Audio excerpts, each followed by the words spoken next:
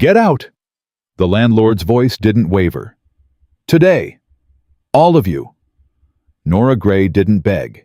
She had already used up every last prayer she owned.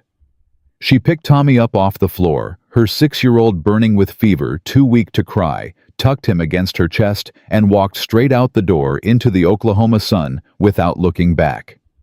She had $3, half a loaf of bread, and a name written on a crumpled piece of paper that may as well have been a ghost. She started walking. If this story already has your heart subscribed to our channel right now, hit that notification bell and drop a comment telling us what city you're watching from.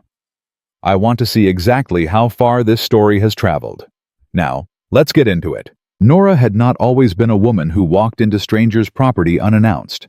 There had been a time not so long ago that she couldn't remember it, but far enough back that it felt like someone else's life when she had a house with a real door, a husband who came home every evening smelling of sawdust, and a son who laughed loud enough to shake the window panes.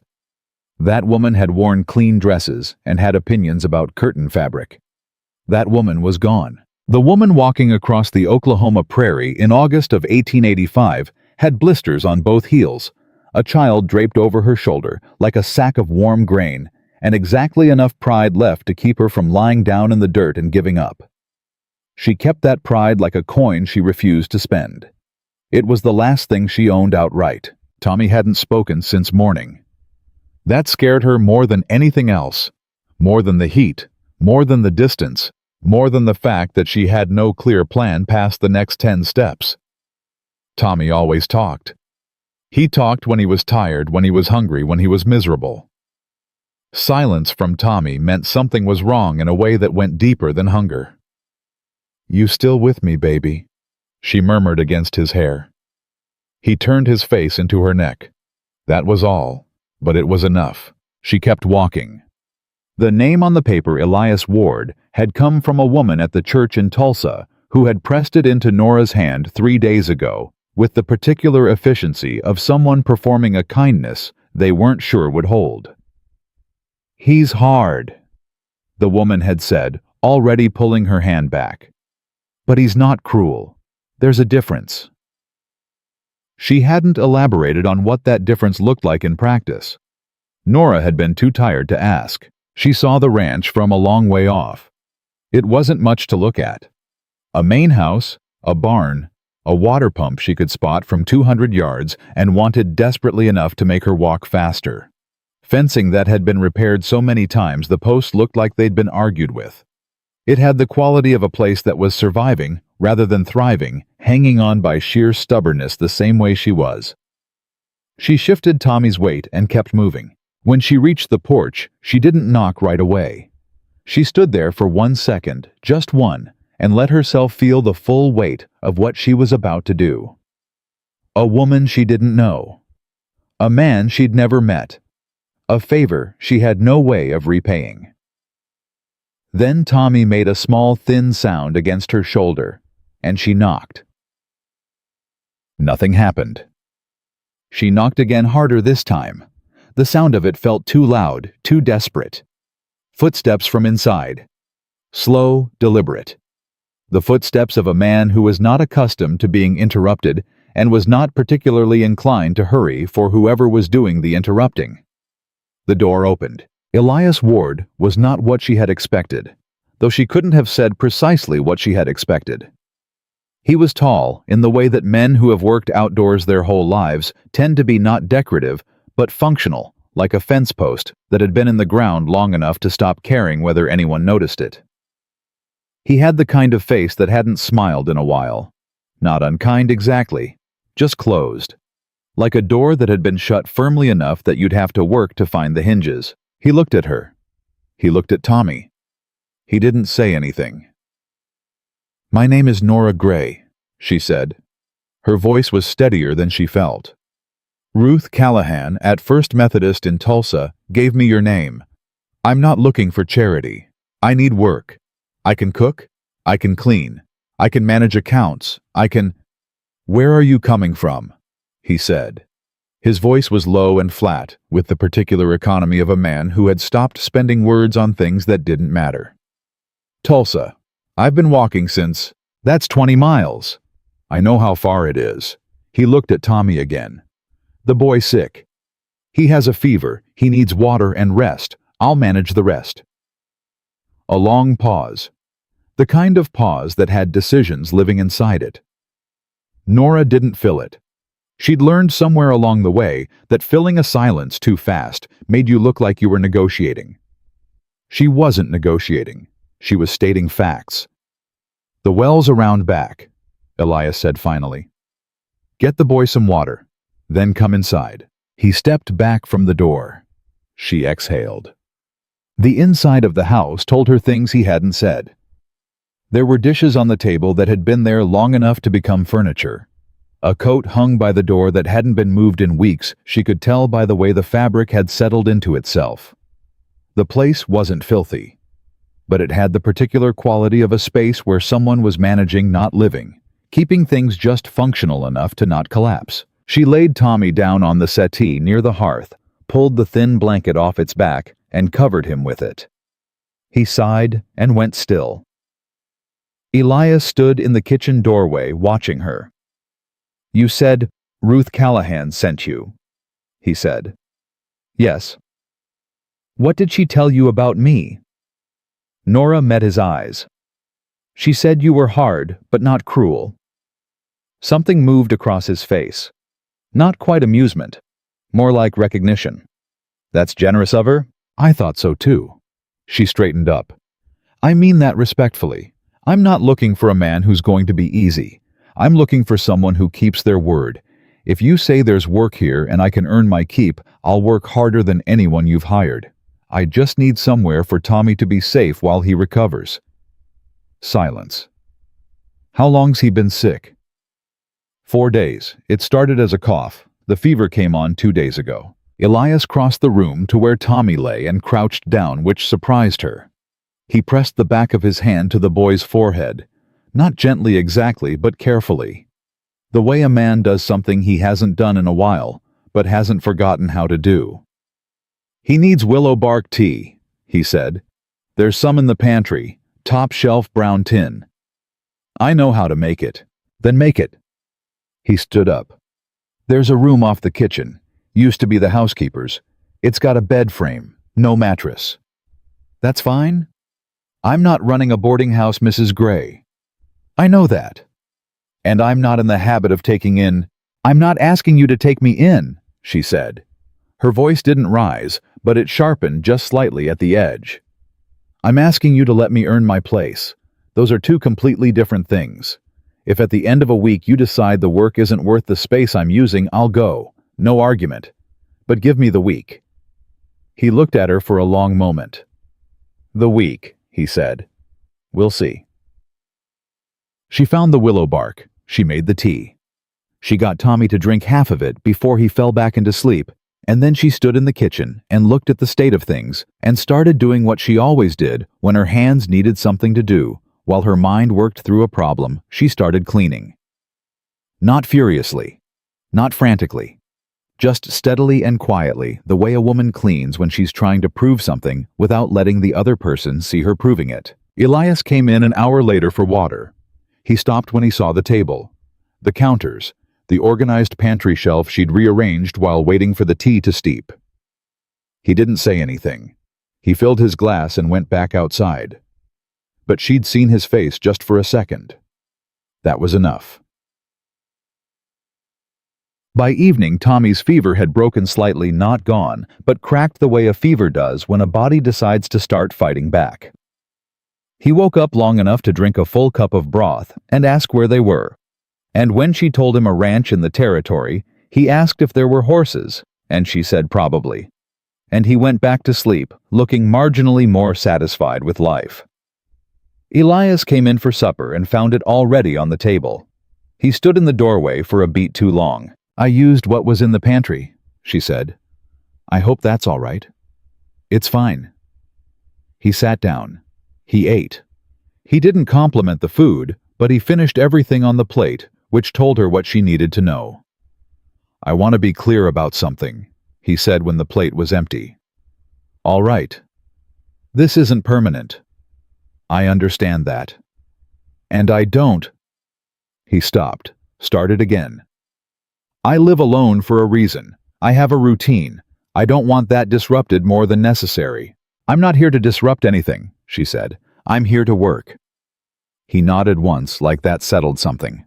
There's fence line on the north pasture that needs mending. I'll be out at first light. If the boy's better in the morning, there's laundry that needs doing. I'll pay you a fair wage. What do you consider fair? He told her. It was more than she'd expected. She didn't show that. That works, she said. He nodded again and went to bed. She sat at the table for a long time after. The house was quiet. Outside, the prairie was making its nighttime sounds wine distance the particular hush of wide-open space. She was still here. Tommy was still here. That was enough for tonight. The week passed. She didn't just mend. She rebuilt. Not the house, she wasn't foolish enough to overstep that far, but the systems of it. The rhythm. She found where things belonged and put them there. She made a list of what was running low in the pantry and what needed replacing before winter arrived. She patched a shirt she found folded in a corner that had a tear in the shoulder. Not because he'd asked her to, but because she was holding a needle and thread anyway, and it seemed wasteful not to. Tommy improved. By the third day, he was following Elias around the yard at a cautious distance, the way a stray animal approaches something it's not sure of yet. By the fifth day, he'd worked up to asking questions. She watched from the porch the first time it happened. Tommy, small and still slightly pale, but irrepressible, falling into step beside Elias on the way to the water pump and asking loudly without preamble, the way 6-year-olds always did. Did you used to have kids? Elias stopped walking. Nora's stomach tightened. No, Elias said. How come? A pause. Just didn't. Tommy thought about this. Did you want some? Another pause, longer this time. Why are you asking me that? 'Cause you're a rancher, and ranchers are supposed to have lots of kids to help with things. That's what my pa said. Your pa said that before he died. Tommy said it matter-of-factly, the way children sometimes say devastating things when they haven't yet learned to treat them as devastating. He said ranchers need big families, said it's too much work for one person. Elias looked down at him. Something crossed his face that Nora was too far away to name. Your pa wasn't wrong, Elias said finally. Then he handed Tommy the pump handle. Work the pump. Tommy grabbed it with both hands and threw himself into the task with the complete commitment of a boy who has just been given something important to do. Nora looked away. On the 7th day, she was ready for him to tell her it wasn't working out. She'd already thought through the next steps. She'd heard in town when she'd gone for supplies about a laundry operation 2 settlements east that took on women workers. It wasn't much, but it was something. She'd make it work. She always made it work. What she hadn't accounted for was the rider who appeared at the far end of the property on the afternoon of the 7th day. She saw Elias see him first. Watched his whole body change, not dramatically, not obviously, but in the way a man's does when something he was dreading has just arrived ahead of schedule. His jaw tightened. His hands, which had been loose at his sides, went still. The rider came closer. The man on the horse was dressed better than anyone had a right to be in this part of the territory. Clean coat, polished boots, the kind of hat you buy to impress people. He had a lawyer's face, the particular expression of someone who has spent so long speaking with precision that everything about him had become precise, including his contempt. He looked at Nora. He looked at Tommy, who was sitting on the fence post nearby. He smiled. It was the worst kind of smile. The kind that knew something you didn't. Mrs. Gray, he said. Vincent Mercer sends his regards. Nora didn't move, didn't flinch. But something inside her went cold, and still the same way a pond goes still right before the ice closes over it. What does my brother-in-law want? She said. The man reached into his coat and produced an envelope. He wants his nephew, he said. He has legal standing, Mrs. Gray. As Thomas Mercer's only living male relative, he has filed a petition for custody. He held out the envelope. You have 30 days to respond. If you don't, the court will rule in his favor by default. Tommy had gone quiet on the fence post. He was looking at Nora with the specific expression of a child who doesn't understand the words but understands everything about the tone. "Mama," Tommy said. "Go inside, baby." But, "Inside, now." He went. The lawyer extended the envelope again. She took it. Her hand was steady. She was very proud of her hand. "Mr. Mercer is prepared to be generous," the man said. "If you cooperate, there will be no need for—" "I know exactly what Mr. Mercer is prepared to be," she said. "Thank you for making the trip." She turned and walked back toward the house without another word. She heard him right away behind her. She got to the kitchen. She sat down at the table. She put the envelope flat in front of her and pressed both hands on top of it, as if that would change what was inside. She didn't hear Elias come in. She only realized he was there when he pulled out the chair across from her and sat down. She looked up. He'd seen the writer. He'd seen the envelope. He was watching her face the way a man watches something he's still deciding how to respond to. "What is it?" he said. "My brother-in-law." She said it flat, no ornamentation. "He wants Tommy. He's filed for custody." Elias said nothing. "My husband died with debts," she continued. "Vincent offered to cover them if I gave him Tommy. When I refused, he said he'd find another way to take him. I thought leaving Tulsa would give me time." She laughed, and even to her own ears it sounded hollow. "It gave me a week." Elias looked at the envelope. "Does he have actual standing?" "His lawyer seems to think so. Daniel was the last of the Mercer men. Vincent's the only other male relative. He's been arguing that a widow without a home or income can't provide a stable—" She stopped, pressed her lips together, started again. "He's not wrong about the circumstances. He's just wrong about what that means." Silence, the kind that had weight in it. She started to stand. "I'll figure something out. I know this isn't— you don't need—" "Sit down," Elias said. She sat. He was quiet for a long moment, looking at the table, looking at his hands, looking at something she couldn't see. "How long have you been carrying this?" he said finally. "Since before Daniel died. Vincent started making noises about Tommy 6 months before the funeral. And you've been alone with it that whole time?" It wasn't a question. She answered it anyway. "Yes." He nodded slowly. The silence this time was different. Something was moving through it. She could feel it. "Mrs. Gray," Elias said, "I need to ask you something." "All right." He looked at her directly, steadily. "How serious is this? Not the lawyer's version. Your version. If Vincent Mercer gets in front of a judge, what actually happens?" She met his eyes. "He wins. Unless I can demonstrate a stable home and a legal guardian, which I cannot do because I am a penniless widow living on someone else's charity who has been in the same county for exactly 7 days. The words tasted like ash. She said them anyway because they were true, and she was finished pretending otherwise. Elias nodded once. "Then we need to fix that," he said. She stared at him. "What does that mean?" He didn't answer right away. He stood up, walked to the window, stood there for a moment with his back to her, and then he turned around, and what she saw in his face stopped her breath. Not tenderness exactly, and not calculation either. Something harder than both.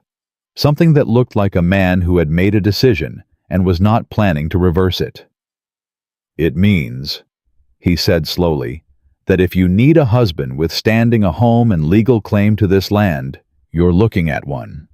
The kitchen went completely silent. Nora Gray did not move. Outside, the prairie wind moved across the grass in long, patient waves, the way it had been moving long before either of them was born and would continue long after.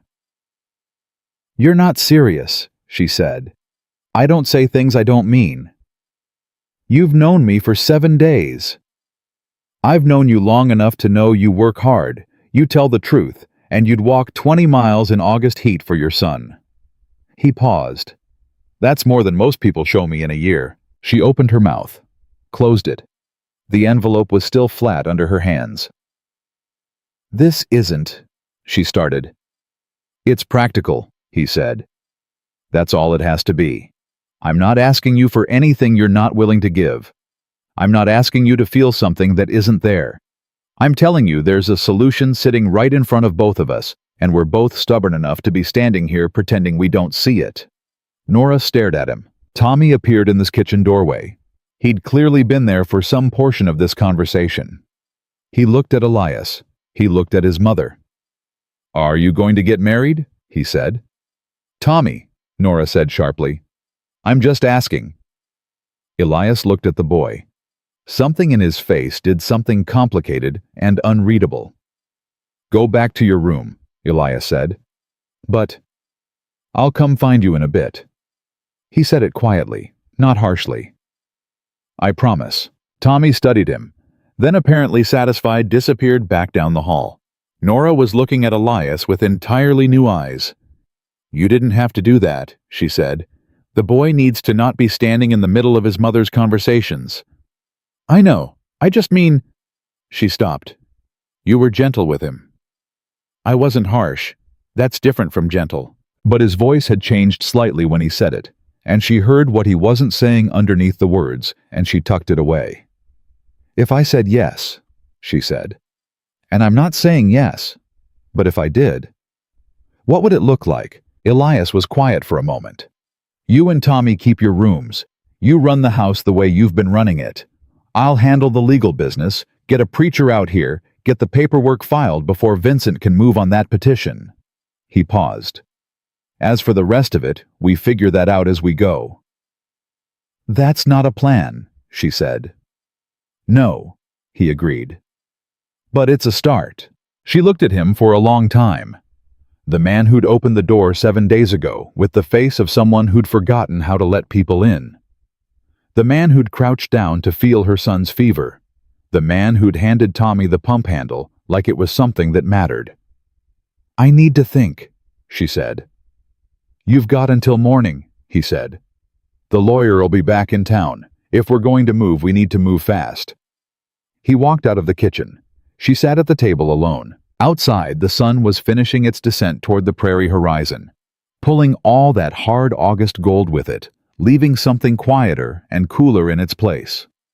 Nora Gray put her elbows on the table and pressed her face into her hands. She had come here for a week's work and a safe place for her son to recover. She had not expected this. She had not expected any of this. But when she lifted her face from her hands and reached for the envelope that would take Tommy away from her and held it, she already knew what she was going to tell him in the morning. She just needed the night to make peace with it. She told him yes at breakfast. She didn't make a speech about it. She didn't sit him down or clear her throat or find some careful way to frame it. She walked into the kitchen, poured herself a cup of coffee, and said, "All right, I'll marry you. But I have conditions." Elias was already at the table. He looked up from his plate. "I'm listening." "Tommy comes first. In everything. Any decision that affects this household, he's the priority. Not the ranch, not your schedule, not whatever routine you've built around living alone." "Agreed." "I'm not going to pretend we're something we're not. To each other. Not behind closed doors." She paused. "In front of Vincent's people, in front of a judge, we play it straight. But I'm not going to perform something in this kitchen that isn't real." He held her gaze. "I wouldn't ask you to. And if it stops working—" She wrapped both hands around the mug. "If one of us decides this arrangement has run its course, we talk about it like adults. No disappearing, no just shutting a door and waiting for the other person to take the hint." Something moved across his face at that, just briefly, like she'd described something specific, something he recognized from the inside. "Fine," he said. "Those are my conditions."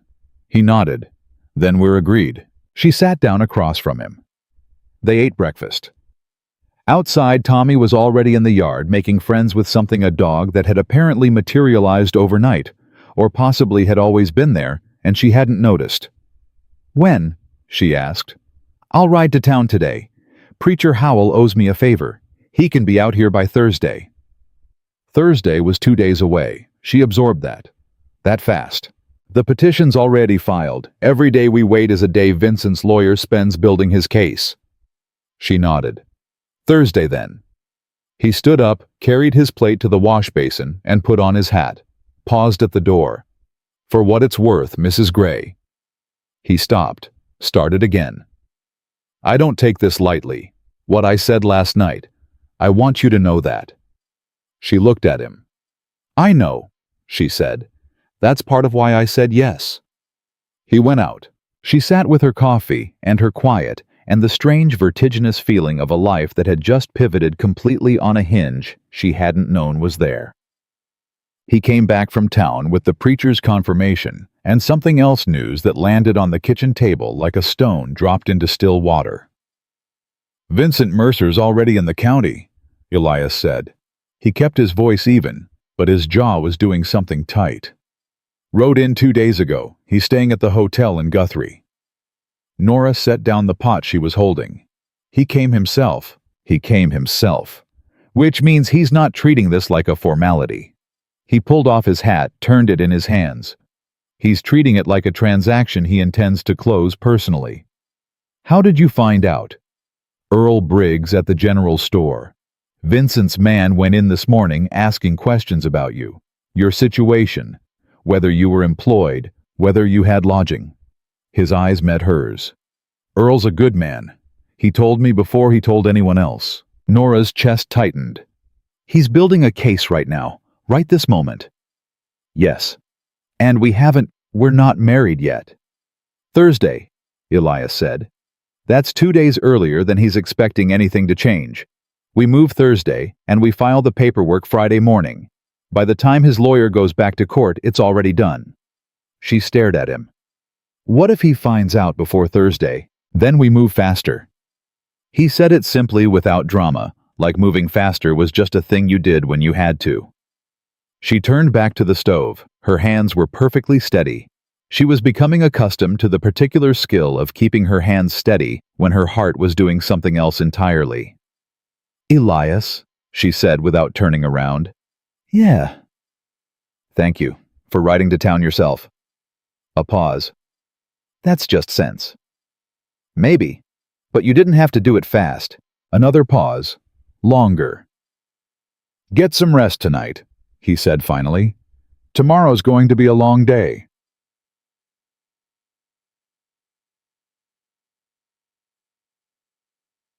Tommy found out about the wedding from Elias. She hadn't planned it that way. She'd been meaning to sit Tommy down, find the right words, explain in the careful, gentle way she explained everything to him. But she came around the side of the barn in the late afternoon and found Elias crouched down in the dirt eye level with her son, having what appeared to be a very serious and very private conversation. She stopped, stayed where she was. "You're going to marry my mama," Tommy said. "Yes," Elias said. "Why?" "Because she needs someone in her corner. And so do you." Tommy thought about this. He was a thoughtful child when he slowed down enough to be one. "Do you want to?" Elias didn't answer right away. She watched him from the side of the barn, not breathing.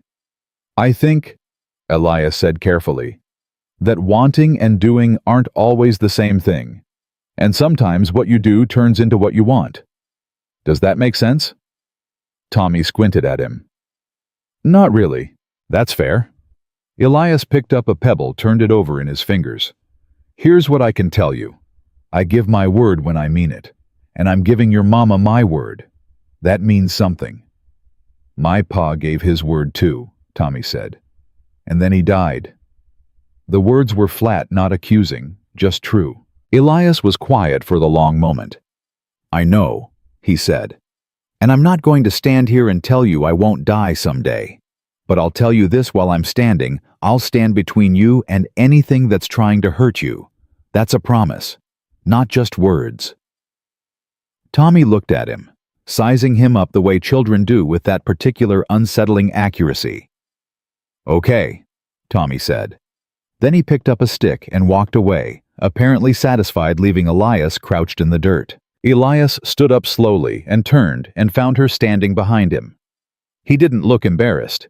He looked like a man who'd said the truth and was comfortable with having said it. "I was going to tell him," she said. "I know." He asked me first." She looked at him for a moment. "What you said to him? I meant it." "I know you did." Her voice had done something she hadn't intended, gone softer than she'd planned. "That's what I was going to say." He looked at her. She looked at him. The space between them was doing something it hadn't done before, getting smaller in a way that had nothing to do with distance. "Thursday," she said, breaking it. "Thursday," he agreed. So, the wedding took place at 10 in the morning with Preacher Howell, his wife Marjorie, and Tommy as witnesses. Nora had put on her best dress, which was not particularly good, but it was clean, and she'd pressed it flat with the iron the night before. Elias had shaved, which was the only concession either of them made to ceremony. Preacher Howell performed the service with the professional warmth of a man who had married people under all manner of circumstances, and was not in the business of judging the ones that didn't look like fairy tales. When it came time for the ring, Elias reached into his shirt pocket and produced a plain gold band, simple, worn old. She looked at it and then at him. "It was my mother's," he said quietly. "Only for her. I'd rather it was on a hand that needed it." She held out her left hand. He put the ring on her finger, and his hands were steady, and hers were steady, and Preacher Howell said the words, and when he got to the part about kissing the bride, Elias leaned in and pressed his lips briefly to her cheek, not her mouth, and it was so precisely calibrated to the arrangement they'd agreed to that she felt something tighten in her chest, though she couldn't have said whether it was relief or something else entirely. "Congratulations," Marjorie Howell said, and hugged her warmly, and Tommy ate 2 pieces of the cake Marjorie had brought in a tin, and that was the whole of it. They were married. The papers were filed Friday morning. Elias rode to Guthrie himself with a copy of the marriage certificate and the deed to the property, and came back at noon with the confirmation that the filing had been received and entered into the court record. "Done," he said when he walked in the door. Nora was at the table doing accounts. She'd discovered his ledger 2 days ago, and found it in a condition that suggested he'd been managing his finances the way a man manages a headache, which was mostly by ignoring it until it got bad enough that he had no choice. She'd been quietly untangling it ever since. "Does Vincent know yet?" she asked. "He will by end of day. His lawyer's office is 2 blocks from the courthouse." "How long before he moves?" "Hard to say. He might try the judge directly, argue the marriage is too convenient to be legitimate." She looked up from the ledger. "And what do we say to that?" "We say it's legitimate, because it is." He sat down across from her. "We did this right, Nora. Preacher witnesses paperwork. It's legal and it's clean, and there's nothing he can do about it in a court of law." It was the first time he'd used her first name. She wasn't certain he noticed. She was completely certain she did. "You've been through a legal fight before," she said. It wasn't a question. He was quiet for a moment. "Once. Over the land, after my wife passed." She waited. Her family tried to claim it reverted to them, said the property had been bought with money they'd provided, and that without any heirs, it should come back. His voice was flat and careful, the way voices get when they're carrying something heavy over a rough road. "It took 18 months and everything I'd saved, but I held it." "I'm sorry," she said. "It was a long time ago." "That doesn't always matter." He looked at her. A different kind of look than she'd gotten from him before. Slower, more direct. "No," he agreed. "It doesn't always matter." The house was quiet around them. She went back to the ledger. He didn't move. "You're good at that," he said after a while. "What?" "Numbers. You've found 3 errors in there that I didn't know existed." 4, actually. I was being gentle about the 4th. A pause. "What's the 4th?" She turned the ledger toward him and pointed. He looked, leaned in, looked again. "Son of a..." He caught himself. "Sorry." "It's all right. I was thinking similar things." She pulled the ledger back. "You've been overpaying your grain supplier by about 11% for the past 2 years. He's been rounding up, consistently." "How did you catch that?" "I compared his invoices to the county rate index in the back of your almanac. The one that's been sitting under 3 months of mail on that shelf. He stared at her. I've been buying from Hendricks for 7 years. And he's been grateful for it, I'm sure. She kept her voice even. I'd recommend a conversation. Politely. But soon. Elias sat back in his chair. He had the expression of a man confronting something obvious that he simply hadn't looked at. Is there anything else in there I should know about? He said. Probably. Give me another day. Give me. He was quiet. Then unexpectedly, he let out a short, low sound that might have been the beginning of a laugh. Rough-edged, unused, like something dragged out of a storage room. It didn't last long, but it was there. All right, he said. Take the day. The knock came on Saturday. Not from the lawyer this time, from Vincent Mercer himself. He was a bigger man than she'd expected, broad-shouldered, well-dressed, with the specific physical confidence of someone who had almost always gotten what he wanted. He had Daniel's eyes, which was the cruelest thing about him, because Daniel's eyes had been kind and Vincent's were not, and the resemblance was like a door that led to a different room than you were expecting. She answered it. He looked at her, looked at the ring on her hand. His mouth didn't move, but something behind his eyes shifted, recalibrated, sharpened. Nora, he said. Vincent. She kept the door half closed behind her. What can I do for you? I heard about the marriage. His voice was smooth, controlled. The voice of someone who had decided not to show the hand that had just been played against him. Quite sudden. When you know your mind, there's no point in waiting. Indeed.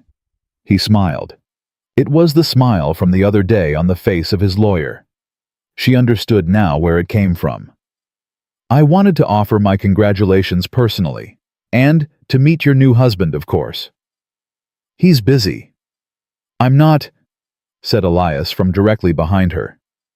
She hadn't heard him cross the room. He was just there, shoulder to shoulder with her in the doorway, which suddenly felt a great deal less exposed. Vincent looked at him. Elias looked at Vincent. Neither man spoke for a moment.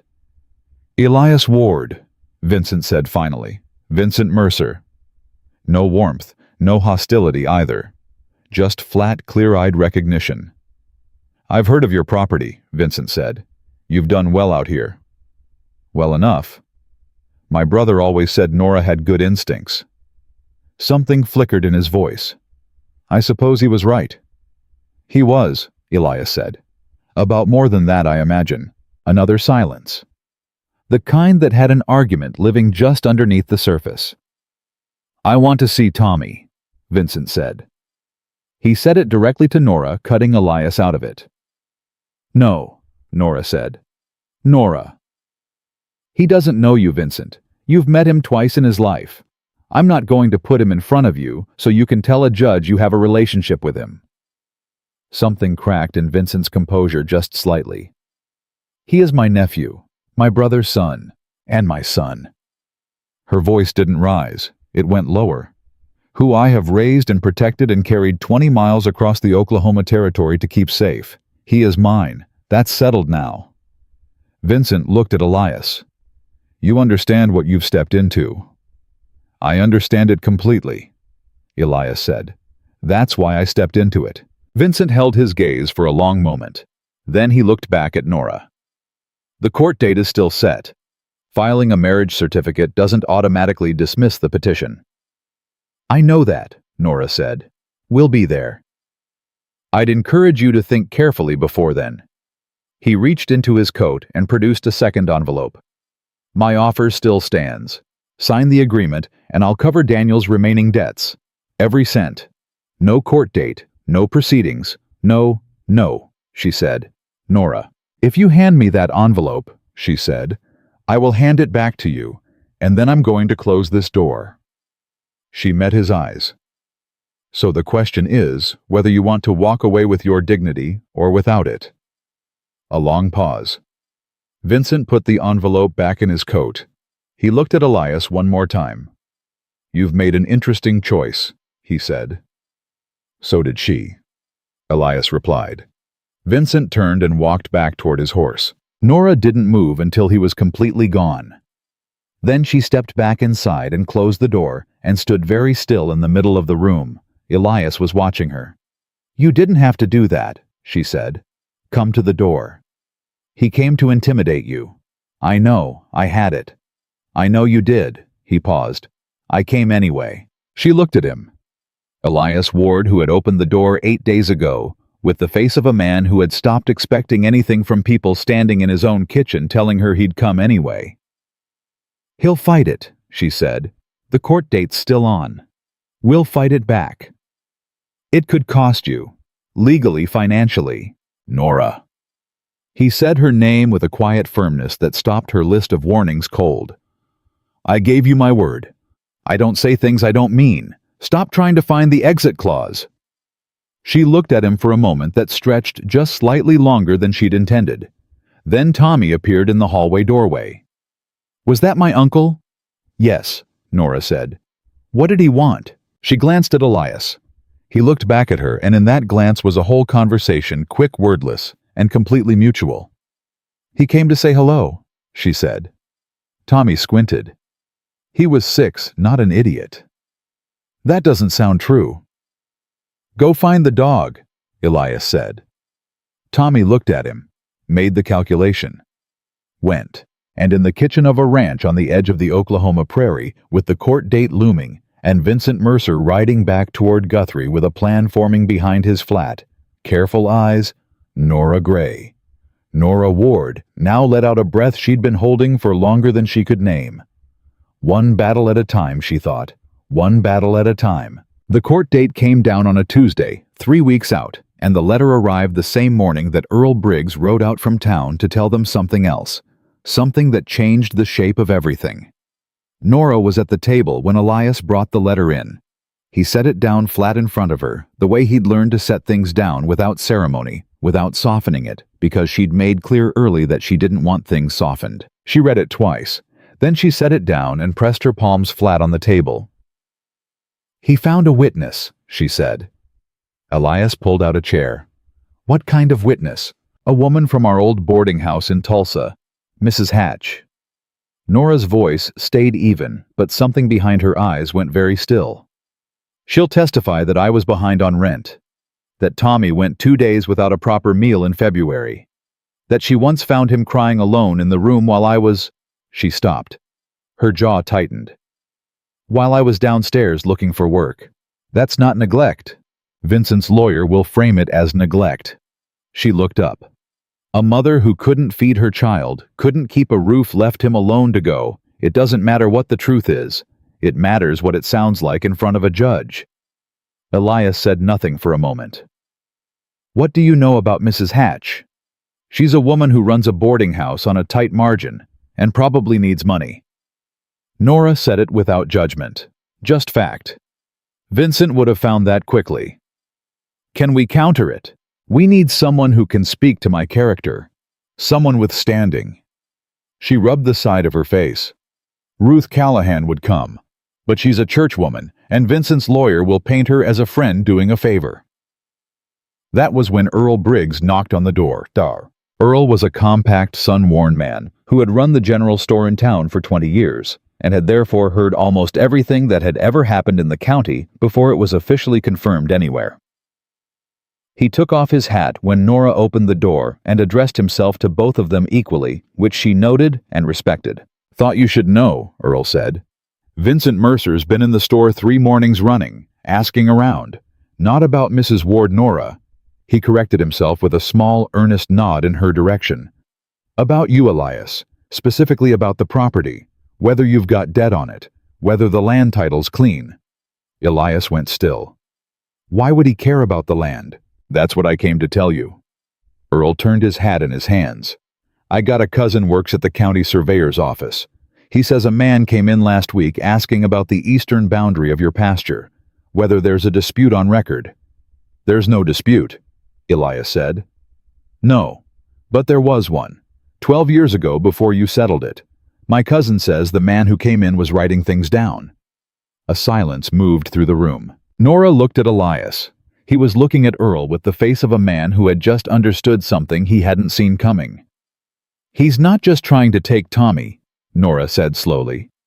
He's building a case that this household isn't stable, that the property itself is contested.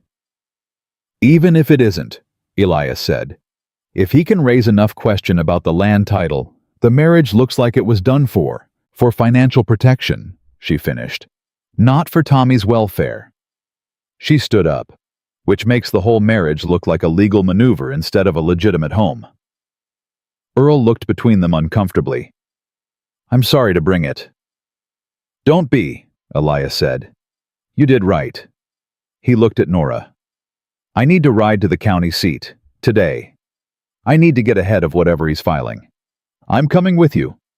He started to say something, stopped himself. All right, Earl, Nora said, can Tommy stay with Marjorie Howell while we're gone? I'll ask her myself on the way back, Earl said. She'll say yes. Tommy did not take the news of staying with the preacher's wife with the grace Nora had hoped for. I want to come, he said. He said it with his arms crossed and his chin set at the particular angle that meant he was prepared to be unreasonable about this. I know you do. Then why can't I? Because this is adult business and I need to focus. I can be quiet. Tommy, I can. He looked at Elias with the specific appeal of a child who has realized one adult isn't working and is attempting a lateral approach. Tell her I can be quiet. Elias looked at him seriously. Can you be quiet for 4 hours straight? No questions, no fidgeting, no asking when we're going to stop. Tommy considered this with evident honesty. Probably not 4 hours. Then stay with Mrs. Howell. Tommy uncrossed his arms. Will you come back today? Tonight, Elias said. Before dark. I give you my word. Tommy looked at him. That same measuring look he'd given him before that small searching assessment. Then he nodded once, a very adult nod, solemn and deliberate, and went to get his things. Nora watched it. That exchange, the way her son had taken Elias's word and put it somewhere he kept important things. She turned away before Elias could see her face. God. The county seat was 2 hours by wagon. They rode it mostly in silence, which was not uncomfortable the way silences between strangers are uncomfortable, but the way silences are between people who have enough history to not need constant sound to fill the space between them. About 40 minutes in, Nora said, Tell me about the boundary dispute, he told her. 12 years ago, a neighboring rancher named Corbett had claimed a strip of Elias's eastern pasture, arguing an old survey was inaccurate. It went to a mediator. Elias had the original deed and a surveyor's correction. It was settled in his favor in 3 months and had never been raised again. So it's closed, she said, completely. But Vincent found it. Vincent's thorough. He is. She turned to look at the road ahead. Daniel used to say that about him, said Vincent always knew where to press. Something moved across her voice. He pressed Daniel for money for 3 years before he died. Small amounts framed as loans, always with a reason that made it hard to say no. Daniel didn't like confrontation. She paused. I should have pushed harder on that. But I didn't want to be the wife who made her husband choose. You're not responsible for his brother. No, but I'm responsible for not seeing it faster. He said nothing. Didn't correct her again. Just let her have the thing she was saying, which was the right choice, and she recognized it as such. He's not getting Tommy, she said. Not to Elias exactly. More to herself and to the road and to the specific implacable thing that lived in the center of her chest. I want to be clear about that. Whatever happens at the courthouse today, whatever happens at the trial, he's not getting my son. No, Elias said. He's not. Just those 3 words. But the way he said them, like a door closing and latching, steadied something in her that had been rattling all morning. The county courthouse had the particular quality of a building that had processed a great deal of human misery and was largely indifferent to it.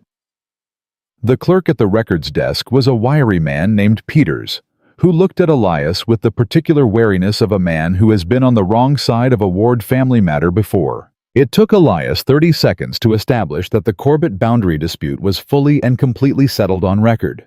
Closed, notated, and archived. The deed was clean. The survey correction was filed. There was nothing, not a single legal thread that Vincent Mercer could pull. Peters printed the confirmation document with the grudging efficiency of a man who'd been hoping to find something more interesting. "We need it witnessed and stamped," Elias said. Peters stamped it. Elias took the document. He handed it to Nora without a word. She looked at it, folded it, put it in her coat. "One problem solved," she said. "One tita." He agreed. The witness is still a problem. They went to find coffee and to think. The coffee shop was run by a woman named Della, who had the brisk hospitality of someone who had decided opinions about how things should be done and had been proved right often enough to have stopped apologizing for them. She set 2 cups down and said without being asked, "You're the Wards, the new ones." Nora raised an eyebrow. "News travels. Honey, news in this county travels faster than weather." Della leaned on the counter. "I heard about the Mercer business. Man came through here asking about you last week. Real polished. Real unpleasant." "He does that," Nora said. "I told him I'd never met you, and didn't know anything worth telling." Della said it simply, like it was nothing. "Didn't like the cut of him." Nora looked at her. "You didn't know me at all." "No. But I know men who go around towns asking questions about women who've just recently married, and I don't like them on principle." She picked up her cloth and wiped down the counter. "You need anything else, you let me know." She moved off down the counter. Elias wrapped both hands around his cup. She could be a character witness. "We can't ask a stranger." She just volunteered. Nora looked at Della's back, the straight, decided spine of a woman who had made her choice and wasn't interested in revisiting it. "It's not enough," Nora said. "A coffee shop owner who's never met me. Vincent's lawyer will shred it in 2 minutes." "Then who?" She was quiet for a long moment, turning something over. Something she'd been avoiding turning over. "There's a man in Tulsa," she said. "A doctor. Dr. Ambrose Carroll. He treated Tommy during the bad winter twice. He never once sent a bill. He told me then that if I ever needed anything, I should ask." She paused. "I never asked." "Why not?" "Because I didn't want to owe anyone anything." She looked at her cup. "Because I was afraid of what it meant to need people." Elias said nothing. "He'd speak to Tommy's care," she said. "He'd speak to mine. He knew us during the worst of it, and what he saw wasn't neglect. It was a woman doing everything she could with nothing." "Can you get him here?" "I'd have to write to him. We have 3 weeks." "Write today," Elias said.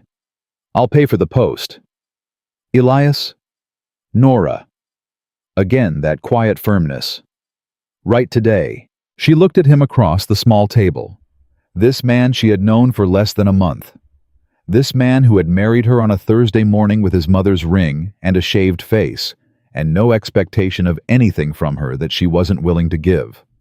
This man who had ridden 2 hours to close a 12-year-old land dispute before Vincent could weaponize it. "You're a different kind of man than I expected," she said. He looked slightly taken aback, like she'd said something he hadn't prepared for. "What did you expect?"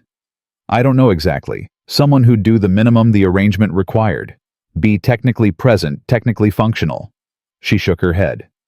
"You keep doing more than the minimum." "The minimum wouldn't work," he said simply. "No," she agreed. "It wouldn't." They looked at each other for a moment that had something living in it. Something neither of them named because it was too new and too uncertain, and naming it wrong would be worse than not naming it at all. "We should get back," he said. "Yes," she said. They got back. The letter to Dr. Carroll went out that afternoon. Nora wrote it at the kitchen table, while Elias worked on the ledger. She'd handed it back to him with her corrections, and he'd spent an evening studying her notes with the concentrated expression of a man who was deciding whether to be defensive about what he found or simply practical.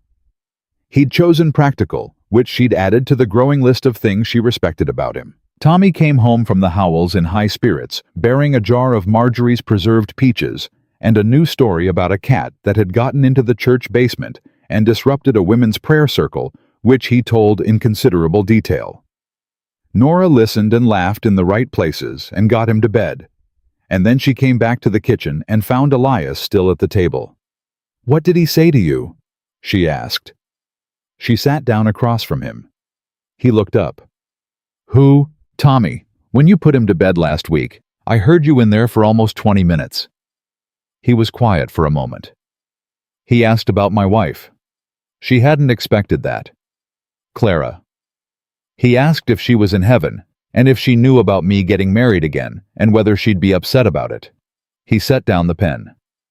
The way he said it, he wasn't trying to be difficult. He was genuinely worried about it, on my behalf. Nora's chest did something complicated. "What did you tell him?" "I told him Clara was the kind of woman who would have wanted me to be less alone." He paused. "Which is true. She was always after me about that. Said I took solitude too far." Something moved across his face.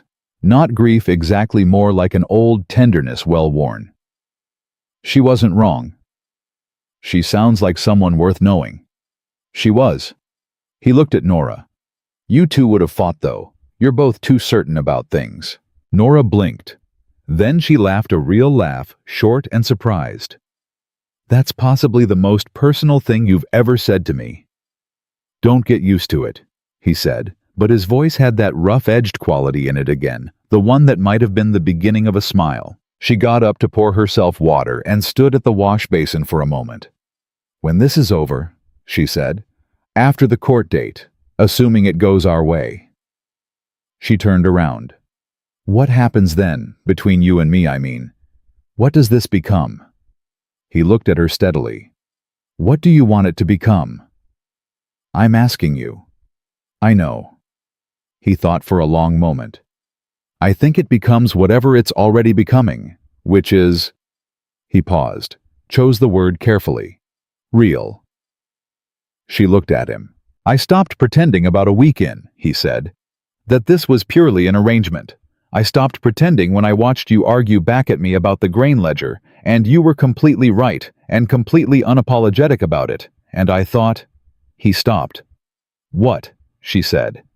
"That I hadn't felt that particular feeling in a very long time." "What feeling?"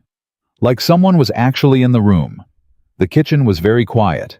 Nora stood with her water glass and felt something shift underneath her feet, not like falling, more like the ground settling into a new and solid configuration. Something that had been forming quietly for weeks, unnamed and patient, stepping into its own shape. She didn't say anything for a moment. Then she said carefully, "I think I stopped pretending around the same time." He nodded. He didn't push it further. He picked the pen back up. She sat back down. They worked in silence for another half-hour side by side at the table. And if that silence had something different in it, now, warmer, more certain, neither of them said so. But both of them knew. The reply from Dr. Carroll arrived 11 days before the court date. Nora opened it standing at the door where the postwriter had handed it to her. She read it once. Her hand went to her mouth. Elias came in from outside. He saw her face. "What does it say?" he said. She handed it to him. He read it. His jaw set. He read it again. The letter was not from Dr. Carroll. It was from his nurse, a Miss Agnes Poole, writing on his behalf, because Dr. Ambrose Carroll had suffered a stroke 6 weeks ago and was currently unable to speak or to travel.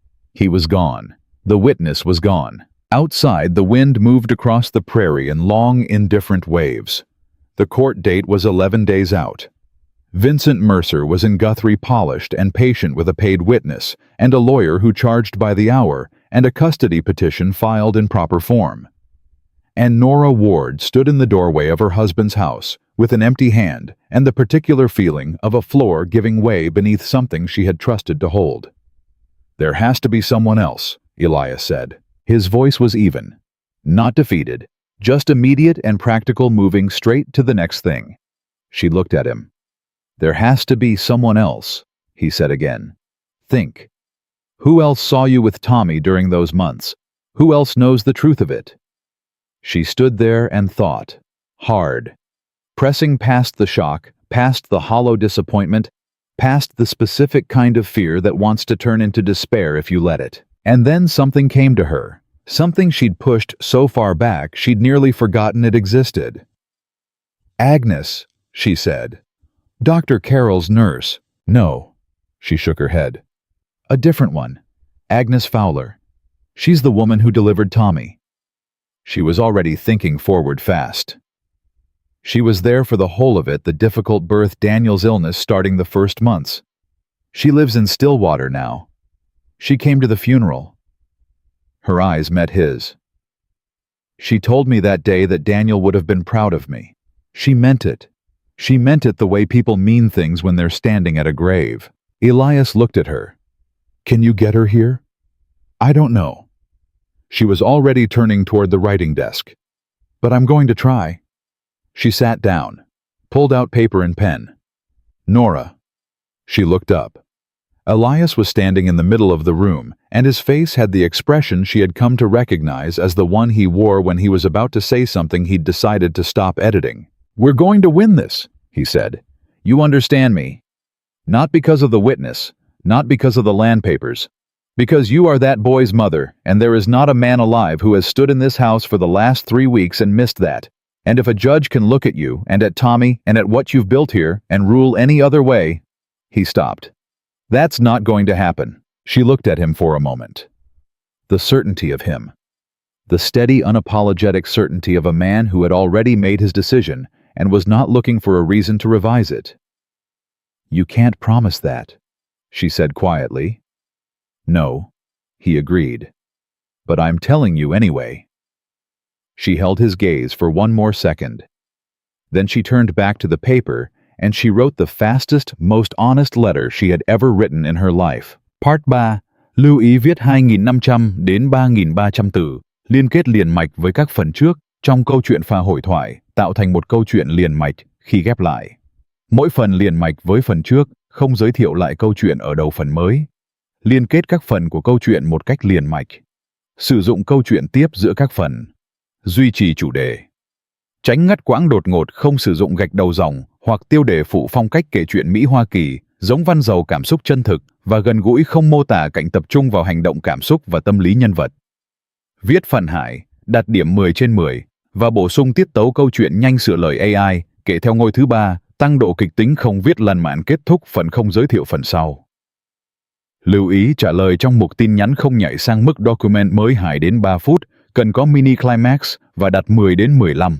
Mini climax mỗi phần cứ 10 đến 12 phút, có một twist lớn sâu sắc, đan xen mini cliffhanger mạnh hơn, tăng tính tự nhiên cho phản ứng của các nhân vật, thêm nhịp điệu kịch tính thực tế và gần gũi. Mỗi 8 đến 10 phút cần có móc giữ chân khán giả. Lưu ý không mô tả cảnh và chỉ cần viết nội dung và viết đúng lệnh cho tôi. Show more 1029. Xác định phần tiếp theo và lập kế hoạch viết liền mạch. Xác định phần tiếp theo và lập kế hoạch viết liền mạch. Agnes Fowler's reply came in 7 days. 7 days that felt like 7 weeks. Nora read the letter at the kitchen table before anyone else was awake. She read it twice, very carefully, making sure she hadn't misunderstood anything. Then she set it down on the table and sat with her hands in her lap and let herself feel for exactly 30 seconds the full, unguarded relief of something going right. Then she got up and started the coffee. When Elias came in, she handed him the letter without preamble. He read it. His face didn't change dramatically. It almost never did, but something in his posture shifted. The particular ease of a man who has been carrying a weight and has just felt it get incrementally lighter. "She's coming," he said. "She'll be here Thursday, 4 days before the hearing." Nora poured his coffee. She said she remembers everything, every visit. She kept records. He looked up. She kept records. She's a midwife.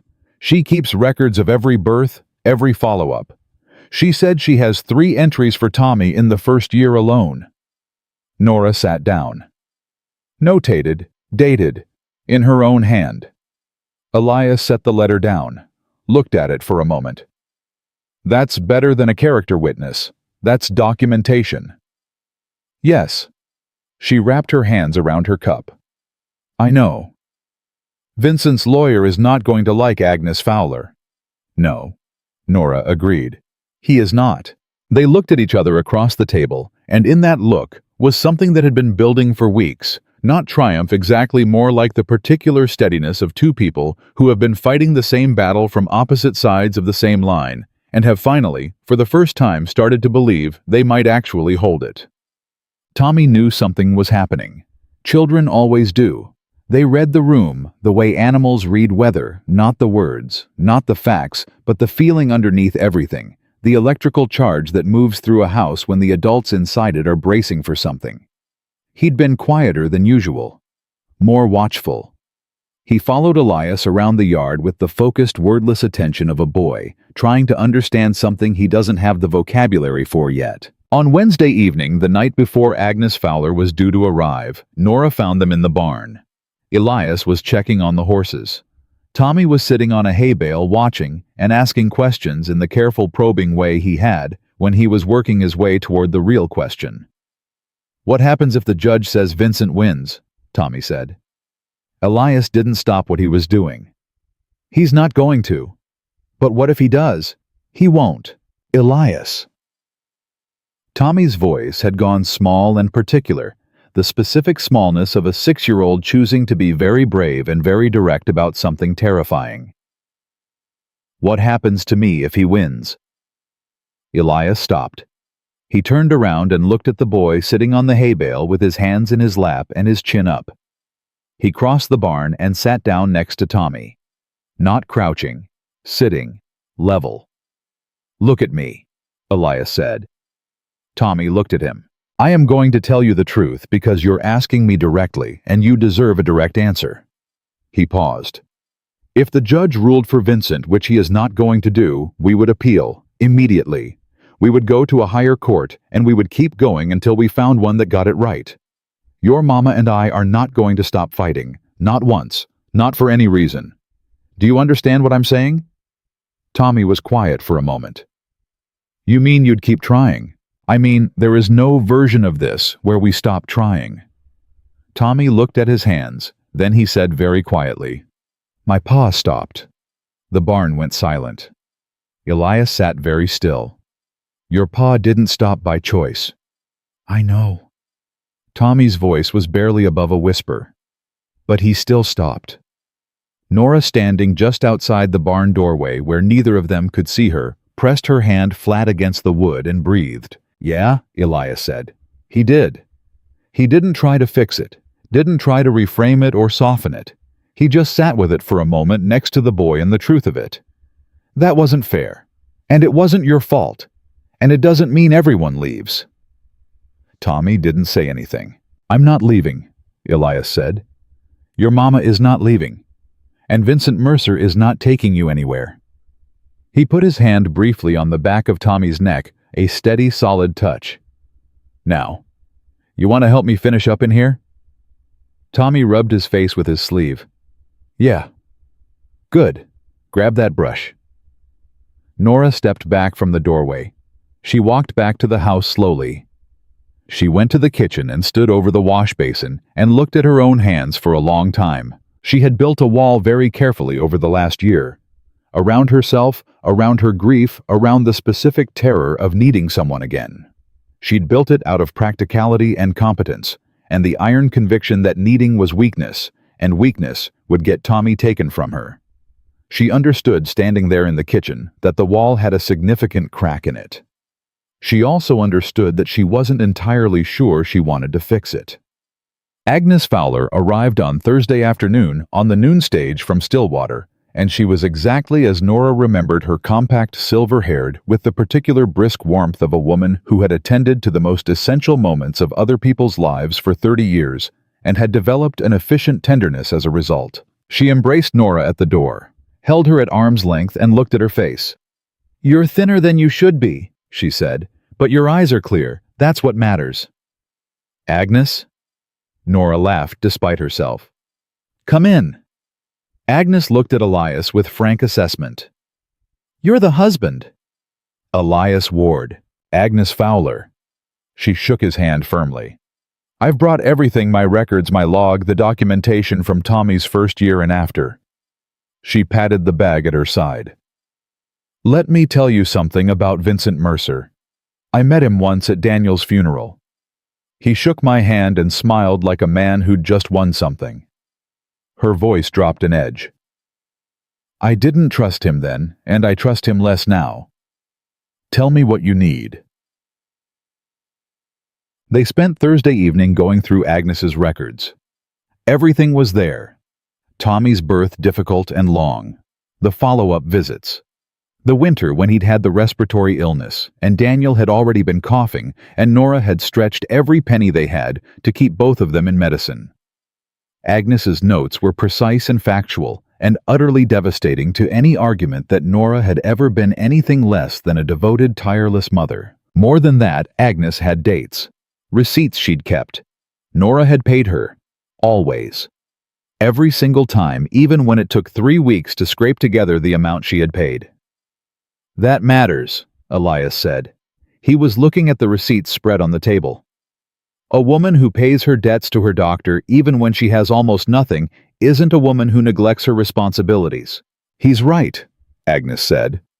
And Mrs. Hatch, whoever Vincent found to testify about the boarding house, she cannot contradict documented medical records. She can have an opinion. Agnes Fowler has evidence. Nora looked at the papers spread across her kitchen table. Her whole life, in some sense, laid out in another woman's handwriting. All the days she had been barely surviving and had done it anyway documented. Something moved through her. Not pride exactly. Closer to grief, the particular grief of seeing laid out plainly how hard it had been and realizing you hadn't quite let yourself know how hard it had been while you were in the middle of it. Are you all right? Agnes said quietly, just for her. I'm fine, Nora said. And then honestly, I will be. Agnes squeezed her hand. The night before the hearing, Elias found Nora on the porch. He didn't say anything at first, just stood beside her. I keep going over it, she said. Every possible thing his lawyer could raise, every angle. You've prepared everything you can prepare. I know, it doesn't stop the going over. No, he said. I know. She turned to look at him. Were you scared when you fought the land dispute? He thought about it honestly. I was angry. Anger's easier than scared. He paused. The scared part came later, after it was over, when I realized how close it had been. That's backwards. Yes. He looked at her. You should try being angry. It's better fuel. She almost smiled.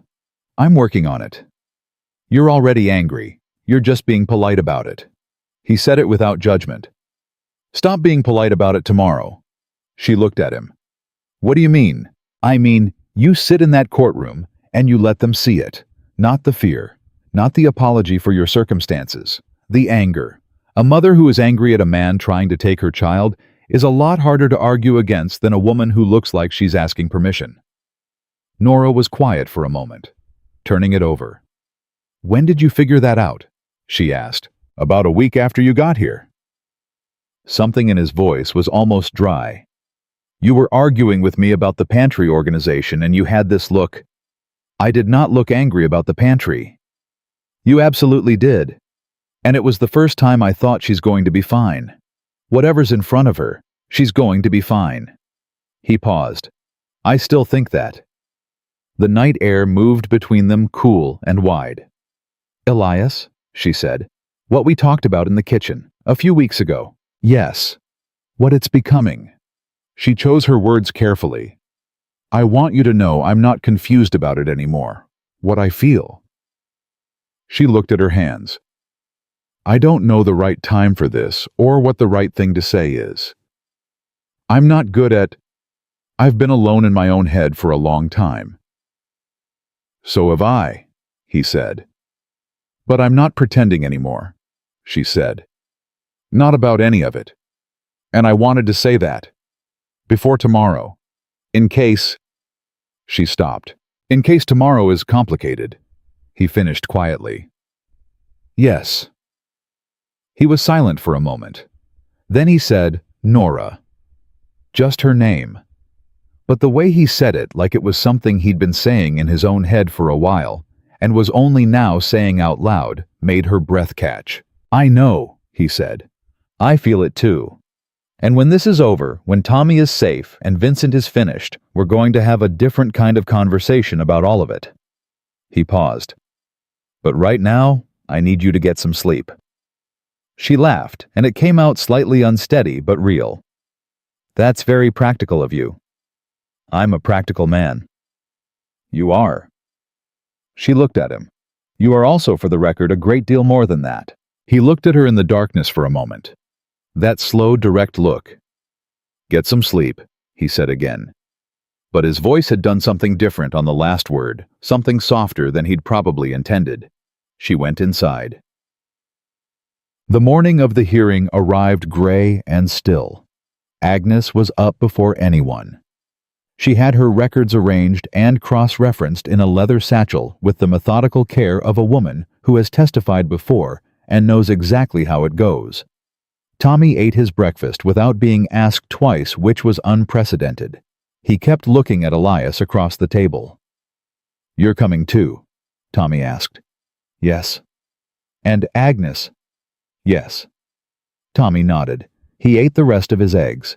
They rode into Guthrie in the wagon, the four of them. Tommy sat between Nora and Agnes, which he submitted to without complaint, which told Nora more about his internal state than anything he'd said. 20 minutes out, he reached over and took her hand. She held it. She held it for the full 20 minutes, until they reached town, and she did not let go until she had to.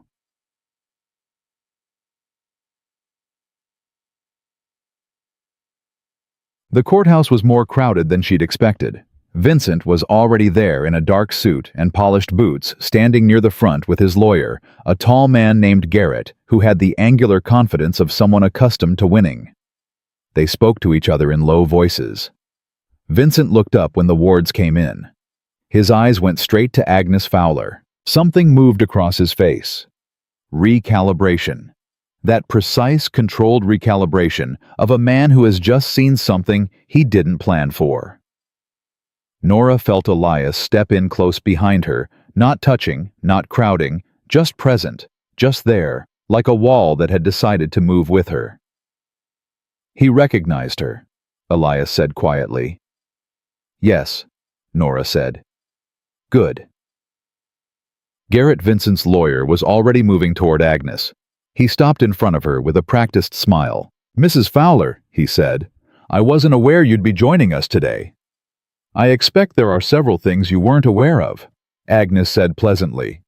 She held up the satchel. I've brought documentation. She let that sit for a moment. Medical documentation. From the past 6 years. Garrett's smile didn't move, but his eyes did a quick calculating flicker in the direction of Vincent. Nora watched Vincent receive that look. Watched him absorb it.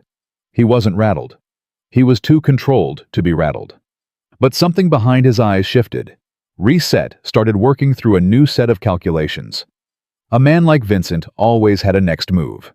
The question was what it was. She found out 30 minutes later when the judge called the hearing to order, and Garrett stood up and said with the smooth confidence of someone producing a card he'd been holding for exactly this moment, that he had a second witness. A man named Clyde Ferris, who had been, he said, a neighbor of Elias Ward for 6 years, who had knowledge of a prior incident that spoke directly to the suitability of the Ward household as a home for a minor child. Nora went cold. She turned to Elias. His jaw had gone tight. He was looking at the man Garrett had just gestured toward, a wiry, sun-worn figure in the back row who was studiously avoiding Elias's eyes. Who is that? She said, low and urgent. Elias's voice came back flat and controlled and very, very careful. He worked for me 3 years ago. I let him go. Why? A pause. The pause of a man choosing exactly how much to say. He was taking money from the household accounts, Elias said. I caught it. I didn't press charges. I let him go and told him to leave the county. And he didn't leave, Apparently not. The judge was speaking. Garrett was speaking. The room was moving around her in the specific accelerated way it moves when something has just changed that changes everything. Whatever Clyde Ferris was about to say from that witness stand, Vincent had found it, polished it, was about to use it, and Nora Ward gripped the edge of the table in front of her and thought with a cold, focused fury that Elias would have recognized immediately, I am not losing this. Not to Vincent, not to a bought witness, not to any of it. She turned to Agnes, who was already looking at her with the clear eyes of a woman who had attended difficult moments for 30 years. Agnes, Nora said quietly, when they call you, don't let them rush you. Agnes patted the satchel. I have never been rushed in a courtroom in my life, she said. I'm not starting today. The judge called the first witness. Clyde Ferris stood up. Elias put his hand on the table just beside Nora's. Not touching, but there.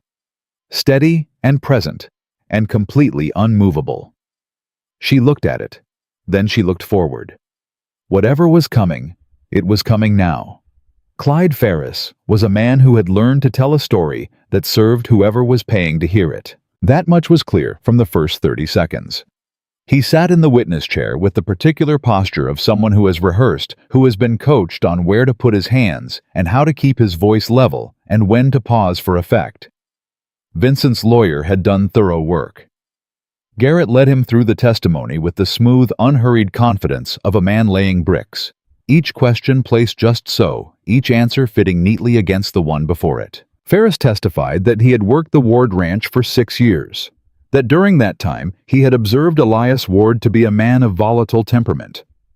That there had been incidents. He called them incidents, a word careful enough to mean almost anything involving raised voices, aggressive confrontation behavior that in his estimation was not consistent with a stable and safe household environment. He did not use the word dangerous. Garrett was too smart for that.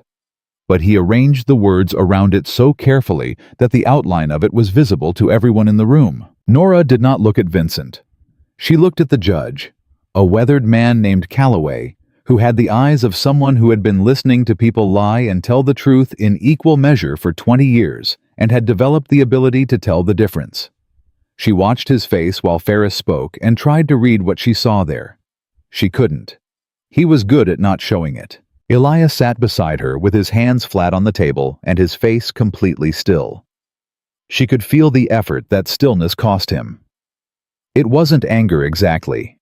It was something more controlled and more dangerous than anger, the specific contained quality of a man who understands that the worst thing he can do right now is react and is holding that knowledge like a weight. When Garrett finished, the judge looked to Nora's side of the table. Mr. Ward, you may cross-examine. They had no lawyer. It had been Elias's decision, and she had understood it. A lawyer cost money they didn't have to spare. And they both knew the land and the history and the facts better than any hired man could in 3 weeks. But sitting in that courtroom, with Garrett's careful construction still hanging in the air, she felt the full weight of that choice pressing down on her. Elias stood up. Good. He was quiet for a moment, looking at Ferris. Ferris looked back with the careful blankness of someone maintaining a performance. You said 6 years, Elias said. That's right. You worked for me for 3 years, not 6. A flicker. Brief. I may have misspoken. You may have. Elias's voice was completely flat. You also said you left my employment voluntarily. That's right. Is it? Is silence. Not a question. Just those 2 words sitting in the room like stones dropped in still water. Ferris shifted. I left to pursue other opportunities. I see. Elias put his hands behind his back. Mr. Ferris, in the spring of 1883, how much money did you take from the ranch accounts? The room changed. Garrett was on his feet. Objection. Relevance. It goes directly to the credibility of this witness, Elias said, and his voice had the quality of a man who has thought this through very carefully and is not in the business of being moved. He looked at Judge Calloway. This man was dismissed from my employment for theft. He did not leave voluntarily. I have the ledger records to demonstrate the discrepancy if the court requires them. Calloway looked at Garrett, then at Ferris, then at Elias. I'll allow it. Answer the question, Mr. Ferris. Ferris's rehearsed composure had developed a hairline crack. I don't recall the specific. I do, Elias said. $47.30 over a period of 4 months. I caught it in March. I gave you the option of leaving quietly, which I shouldn't have done, but I did it because I didn't want the trouble of a prosecution. He paused. In retrospect, I can see that was a mistake. The crack in Ferris widened. He looked at Garrett, who was on his feet with an objection already forming, and then he looked at Vincent Mercer, and in that look was something very specific. The look of a man who has been paid to do something and is suddenly less certain the payment was worth it. Calloway sustained half of Garrett's objection, but the damage was done. It was in the room. Everyone in that courtroom now knew what Clyde Ferris was, and why he was sitting in that chair, and who had put him there. Elias sat back down. Under the table, Nora's hand found his arm, and pressed once briefly and let go. He didn't look at her, but she felt the slight ease in his posture, the exhale of a man who has done a hard thing and landed it.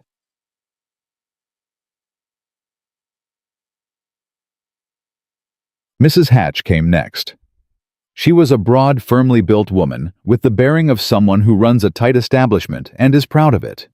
She testified with the precise clipped efficiency of a woman recounting facts, and the facts she recounted were in their way true. Nora had been behind on rent. Tommy had gone 2 days without a full meal in February. Nora had left him alone in the room. Garrett let her paint the picture carefully. The struggling widow, the child going without, the mother too consumed with survival to provide properly. He was good at it. The picture he built was sympathetic to Mrs. Hatch damning to Nora and entirely stripped of any context that would complicate it. When it was Nora's turn to speak, she stood. Her hands were steady. She had Elias's voice in her head from the porch 2 nights ago. Don't let them see the fear. Let them see the anger. She looked at Mrs. Hatch. You said I left Thomas alone in the room, she said. I did. I was downstairs for 40 minutes, speaking to the man at the feed store about a job posting he'd mentioned. I checked on Tommy before I left and told him I'd be back within the hour. He was 6 years old and perfectly capable of sitting quietly for 40 minutes. She paused. Were you in the habit of checking on my son, Mrs. Hatch? A slight hesitation. I kept an eye on all my lodgers. Were you in the habit of checking on him specifically? When there was cause for concern, yes. And in the 14 months we lived in your establishment, how many times did you feel there was cause for concern about Thomas's welfare? Silence. Mrs. Hatch. A few times. You came to our room uninvited on 2 occasions. Both times Tommy was fed, clothed, and reading from the primer I'd gotten him at the church exchange. Nora's voice stayed level, but underneath it was something with real heat in it. Both times you left without a word. You did not offer help. You did not offer a reduced rate or an extension when I was late that February. You took the full amount owed and told me if it happened again, you'd put our things on the street. She stopped. Now you're sitting in a courtroom as a paid witness for the man trying to take my son. I want the judge to understand the full picture of what you actually saw. Mrs. Hatch's face had gone slightly mottled. I was asked to tell what I witnessed, and I'm asking you to tell all of it. Garrett objected. Calloway allowed the question. Mrs. Hatch was required to acknowledge that in 14 months, she had never once seen Nora strike her child, neglect a medical need, fail to clothe and feed him to the best of her circumstances, or behave in any way that a reasonable person would call neglect. What she had seen was a poor woman doing everything possible with almost nothing. Garrett tried to rehabilitate her on redirect. He partially succeeded. But the jury there was no jury, only the judge, but Nora, thought of it that way, had seen the seams of it now. Had seen the framing, and Calloway, she felt, was not a man who liked to feel that someone was working hard to manage his perception. She sat down. Elias leaned close. That was good. Don't tell me that until it's over. she said. Agnes Fowler took the stand just before noon. She sat down with the leather satchel in her lap and looked at Garrett with the pleasant, complete composure of a woman who has absolutely nothing to hide and several things to show. Garrett tried to minimize her. He was smooth about it, questioned her credentials, her relationship to Nora, whether her records were official documents or merely personal notes. Agnes answered each question with the precise, unhurried calm of someone who has been doing this for 30 years and finds the attempt mildly amusing. "These are my professional records," she said when he pushed on their legitimacy. "Maintained in the same format I have used for every patient I have attended in 3 decades of practice. They have been entered as evidence in 2 prior court proceedings in this state and accepted both times. Would you like the case references?" Garrett did not want the case references. He shifted to a different line.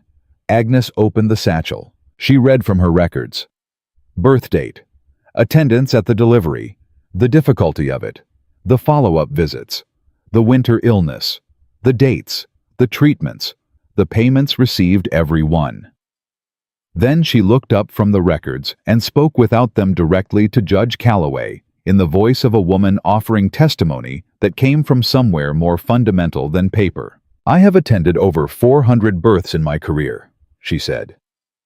"I have seen mothers who should not have been mothers, and mothers who were extraordinary, and every kind in between." Nora Gray. Nora Ward is among the finest I have encountered. Not because her circumstances were easy. They were not. They were among the hardest I have seen for a woman raising a child alone. She is among the finest because of what she did with those circumstances. Every single time I saw that boy, he was cared for. Not just fed and clothed, cared for. He is a happy, healthy, curious child, and that does not happen by accident. The courtroom was quiet. Calloway made a note. Garrett cross-examined, but there was nothing to work with. Agnes's records were precise. Her testimony was clear, and she had the specific, immovable quality of a woman who knows she is telling the truth, and therefore has no anxiety about being questioned. When she came back to her seat, she patted Nora's hand once and said nothing. Nora said nothing either. Her throat was doing something she couldn't fully control. Then Vincent took the stand. He was polished. Of course he was. He spoke about family, about his brother Daniel, who he said, and his voice did something practiced and careful, he had loved deeply. About Tommy, his nephew who deserved stability and opportunity and a future. He said the word family 17 times. Nora counted. He spoke about his offer to cover Daniel's debts. He framed it as generosity. He framed his custody petition as concern, not ambition. He framed himself as a man doing a painful thing out of love. He was convincing. That was the terrible truth of it. If you didn't know him, if you hadn't seen that smile on his lawyer's face, and in his own, if you hadn't heard the way he'd said Nora's name on their porch, like a transaction he was preparing to close, you might believe him. When Calloway asked if there were questions, Nora stood up. She looked at Vincent. He looked back at her with his controlled, careful composure and Daniel's eyes. "In March of 1884, she said, 6 months before Daniel died, you asked him for $300. Vincent's composure didn't crack, but it stiffened almost imperceptibly. "I may have needed assistance, so he gave it to you. He didn't have it to give, but he gave it to you anyway. It was the reason we couldn't cover the doctor's full bill that spring." She kept her voice steady. "Do you know that Tommy went without his follow-up treatment for 2 months because Daniel had given you money he didn't have? I wasn't aware of the specifics. You asked him for money again in August of that same year. He said no. 3 weeks later, you arrived at our house with a proposal about an investment opportunity in land east of Tulsa. Daniel said no to that too." She paused. "He said no because I told him to, because I had looked at the figures you presented and they didn't hold up." Her eyes stayed on his. "You didn't like that." "I had no ill feeling toward." 2 months after Daniel died, she said, "You came to my house, not to offer condolences. You were there for 12 minutes. I counted. You sat down at my kitchen table and you offered to cover Daniel's remaining debts if I gave you Thomas." She stopped. Let that sit for a moment. That is not a man acting out of love for his nephew. That is a man who has been calculating the value of my family for years and waited until I was at my lowest point to make his offer. That is an unfair characterization. Is it? She looked at him. What do you want with a 6-year-old boy, Vincent? Not what do you want people in this courtroom to think you want. What do you actually want? Garrett objected. Calloway sustained it, but the question was in the room. It had been asked plainly and directly in front of a judge who had been listening very carefully all morning, and there was no answer Vincent Mercer could give that would erase the shape of it. He stepped down. His composure was intact, but it was the composure of a man holding something together that had developed a structural problem. Calloway called a recess. 45 minutes. He needed to consider the record. They went into the hallway. Agnes sat with Nora on a bench against the wall. Elias stood with his back to the wall, nearby, arms crossed, watching the door. Tommy had been waiting outside with Earl Briggs's wife, who had volunteered to bring him into town and keep him occupied in the street while the hearing ran. Nora had not wanted him inside. He was 6. Whatever happened in that room today, she would tell him herself in her own words in the right time. "How do you feel?" Agnes asked. "Like I'm waiting for a verdict," Nora said. "That's appropriate." A short silence. "You were extraordinary in there," Agnes said. "You were extraordinary," Nora said. "The records. Garrett had nothing." "He had nothing because there was nothing to find." Agnes's voice was simple and firm. "You gave him nothing to find." Elias moved away from the wall and came to sit on the other side of Nora. He didn't say anything. He didn't offer reassurance or strategy or anything at all. He just sat beside her, and the solidity of that, the plain, unhurried presence of it, did something to her that she didn't have words for and didn't try to find. "What's your read?" she said. "Calloway's a careful man," he said. "He's not going to rule fast because someone wants him to. He's going to rule right." He paused. "The record we gave him is strong. Agnes's documentation against Mrs. Hatch's testimony, there's no comparison. And Ferris is destroyed." His jaw moved. "What you said to Vincent, about the money, about the 12 minutes. He stopped. "It might have gone too far," she said. "No," he said. "It was the truth, said plainly. There's no such thing as too far for the truth said plainly to a judge." He looked at her. "You should have been a lawyer." She almost laughed. "I've been told I'm too argumentative for polite company." "That's a recommendation in a courtroom." Agnes stood. "I'm going to find water. Either of you want anything?" They both shook their heads. She moved off down the hall. Nora leaned back against the wall. The hallway had other people in it, other cases, other troubles. None of it felt real compared to the 45 minutes passing like hours. "Elias," she said quietly. "Yes." "When this is over, whatever happens." She didn't look at him.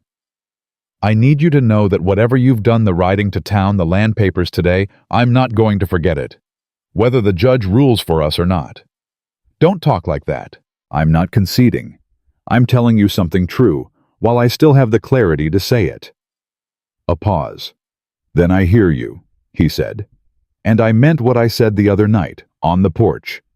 She looked at her hands. "I'm not confused anymore. I haven't been for a while. I just needed to say it out loud one more time somewhere that wasn't the porch." He was quiet for a moment. "When this is over," he said, "I'm going to say some things out loud too." She turned to look at him, his profile. The set jaw, the eyes fixed on the courthouse door. "I'll hold you to that," she said. "Good." They waited. When Calloway came back to the bench, the room reassembled with the particular charged stillness of people who know something is about to be decided. Vincent sat at his table with Garrett. His face was composed, readable only to someone who had been watching it for a month and learned where the seams were. Nora sat at her table with Elias and Agnes, and every hard thing she had done in the past year arranged around her like a foundation. Calloway looked at his papers. Then he looked up. This court has reviewed the petition filed by Vincent Mercer for custody of Thomas Daniel Mercer, minor child currently residing with his mother, Nora Ward, née Gray. He had a measured, deliberate voice. The voice of a man who had presided over enough of these proceedings to have stopped dramatizing them. The petitioner has offered testimony to suggest that the child's maternal home is inadequate for his welfare. This court has evaluated that testimony in full. He paused. Garrett's pen was still. Vincent's hands were flat on the table. The documented medical record presented by Agnes Fowler is comprehensive, credible, and speaks clearly to the consistent care provided to the minor child over a period of 6 years. It directly contradicts the characterization offered by the petitioner's witnesses. Calloway's eyes moved across the room without particular emphasis. The court further notes significant questions regarding the credibility of the petitioner's first witness as established through cross-examination. Another pause. Nora was not breathing. The court finds that the minor child Thomas Daniel Mercer is appropriately cared for, adequately provided for, and legally and securely placed in the home of his mother and her husband, Elias Ward, of this county. Calloway looked directly at Vincent for the first time. The petition for custody is denied. The case is dismissed. 3 seconds of silence. Then Agnes Fowler exhaled and put her hand over Nora's. Nora did not cry. She had promised herself she wouldn't cry in that room, and she kept the promise by the thinnest margin by pressing her teeth together and looking at the table and simply breathing through it. She heard Garrett say something to Vincent. She heard Vincent's voice, controlled, precise, say that they would consider their options. She heard Garrett say something about appeal. Elias stood up. He turned to face her. She looked up at him. The thing in his face now was the thing she had been watching build for weeks, unnamed and patient, and it was fully visible now in a way it hadn't let itself be before. "Done," he said. Just that. One word. She stood up. And without making a decision about it, without calculating it or choosing it, she stepped into him, and he put his arms around her, and she pressed her face against his shoulder, and she held on for the space of several long, quiet breaths. He held on back. Agnes diplomatically turned to gather her papers. Say, Elias went to collect Tommy from the street, while Nora and Agnes gathered themselves inside. She heard them before she saw them. Tommy's voice asking what happened, rapid fire and impatient, and then Elias's voice low and clear telling him. She stood in the courthouse doorway and watched Tommy's face move through the news. The tension he'd been carrying all day, visible even at 6 in the set of his small shoulders, and the careful control of his expression simply fell away. Like a coat dropped, like a breath let go after a very long time. He turned and ran straight at Nora. She went down on her knees in the dirt before he reached her and caught him solid both arms, and he held on to her with everything he had. "We're okay," he said against her shoulder. "We're okay. He can't take me. He cannot take you." She pulled back to look at him.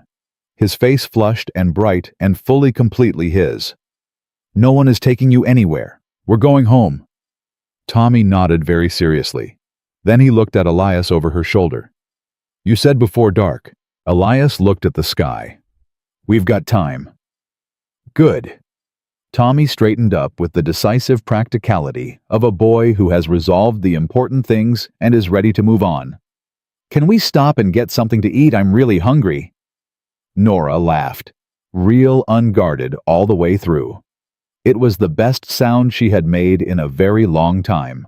They stopped at the diner on the edge of Guthrie, and Tommy ate a full plate of biscuits and gravy and half of Nora's cornbread, and declared himself satisfied with the day. Agnes Fowler sat across from them and drank her coffee and watched the three of them with the particular quiet attention of a woman who has witnessed enough beginnings to recognize one when she sees it. When Tommy excused himself to look at a dog tied up outside the window, Agnes set down her cup and looked at Nora directly. "He's a good man," she said, not quietly, just plainly. Nora looked at her hands. "I know," I mean the kind of good that's real, not performance. Agnes glanced at Elias briefly, who was watching Tommy through the window with the focused calm of a man keeping track of something he's decided matters. That kind is rare. I've seen enough of the other kind to tell the difference. Agnes, I'm not pushing, she said. I'm just saying what I see, while I still have the chance to say it. She picked her cup back up. I'm old. I've earned the right to be direct. Nora looked at her. This woman who had been present at the beginning of Tommy's life and had shown up 30 days later to fight for the continuation of it. Thank you, she said. For coming. For all of it. Don't thank me. I didn't do it for thanks. Agnes set the cup down again. I did it because it was right. And because you never once asked me to, which told me everything I needed to know about you. Elias came back to the table. He's trying to convince the owner to let the dog inside. Is it working? Nora asked. Surprisingly, yes. Agnes laughed a short, real laugh that changed her whole face. She said her goodbyes at the wagon. She held Nora's hands for a moment, looked at her, and then she was gone back to the stage office and Stillwater and her records and her 30 years of witnessing what people were made of. They drove home in the early evening. Tommy asleep between them before they'd cleared the edge of town. His head dropped against Nora's arm with the complete unguarded surrender of a child who has been wound tight all day and has finally run out of tension. Nora kept her arm still so he wouldn't wake. The road stretched out ahead of them. The prairie on both sides. The sky doing something vast and unhurried above it all. Elias, she said. Yeah, you said there were things you were going to say, after it was over. A pause. It's after, she said. He drove for a moment without answering. She watched his profile, the jaw, the hands on the reins, the particular stillness of a man choosing his words with real care. I've been alone in this place for 6 years, he said. Not just without people, alone inside it. Used to the shape of that. Used to not expecting anything to change. He kept his eyes on the road. And then you knocked on my door with that boy and that look on your face, not begging, not breaking, just stating the facts of your life, and something in me said, pay attention. Whatever this is, pay attention. She was very still. I didn't act on it. I didn't name it. I told myself it was practical, it was logical, it was... He stopped. But it wasn't. It wasn't any of those things. Or it was all of those things and also something else entirely. He glanced at her briefly. I married you because I wanted to. I knew that by the end of the first week. The rest of it was just the reason I was allowed to say yes. Tommy shifted slightly against her arm. She held him steady. I'm not asking you for anything you're not ready to give, Elias said. That was true when I said it, and it's still true. But you said you weren't confused anymore, and I told you I'd say things out loud, and I'm saying them. He paused. I love you. I know how fast that is.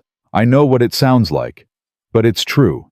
And I've never said things I didn't mean, and I'm not starting now. The wagon moved over the road. Tommy breathed softly. The prairie held them on all sides. Elias, she said. You don't have to. I love you too, she said. I've known it for about 2 weeks longer than I was willing to admit it. She felt something unlock in her chest. Something she hadn't realized was still locked. I kept waiting for a reason it wasn't real. A reason it was too fast, or too convenient, or too much like something I'd wanted badly enough to imagine. She looked at him. I couldn't find one. He turned to look at her fully for just a moment before turning back to the road. What was in his face in that moment was the same thing she'd seen in the courthouse hallway, fully visible, fully, his nothing held back. All right, he said. All right, she agreed. Tommy slept on knowing nothing about the conversation he was lodged in the middle of, profoundly indifferent in the way that children are indifferent to the architecture of their own security. He had Nora's arm, and he had the motion of the wagon, and he was entirely fine. They were 2 miles from home when Elias said, There's a rider. His voice had changed, not alarmed, but alert, with the specific sharpening of a man who has lived long enough in open country to notice when something is moving toward him and hasn't decided yet what it means. Nora looked up. The rider was coming from the direction of the ranch, not from town, moving fast. When he got close enough to see, she recognized him, Earl Briggs, for the second time in 2 weeks, with the particular posture of a man carrying news that couldn't wait. Elias pulled the wagon to a stop. Tommy stirred, but didn't wake. Earl pulled up beside them, his horse breathing hard. He looked at both of them, quickly assessed what he saw in their faces. "You won," he said. "We won," Elias confirmed. "Good." He didn't let himself rest on it. "Then you need to know what's happening in town." Mercer left Guthrie an hour after the ruling, him and Garrett both, but before he left, he stopped, looked at Nora directly. He went to the telegraph office. Nora went still. "Who did he wire?" "I don't know who, but my cousin at the office said the message was addressed to someone in Tulsa, and the word he caught, he wasn't supposed to read it, but he's not a man who can stop himself from reading, was appeal." "He said he'd appeal," Elias said.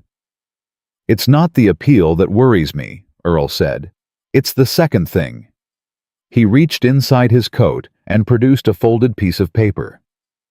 "This was pinned to your gatepost when I rode past an hour ago. I took it down." He handed it to Elias. Elias unfolded it, read it. His face went very still. He handed it to Nora. She read it. It was short. 3 sentences in a handwriting she didn't recognize. Clean and precise.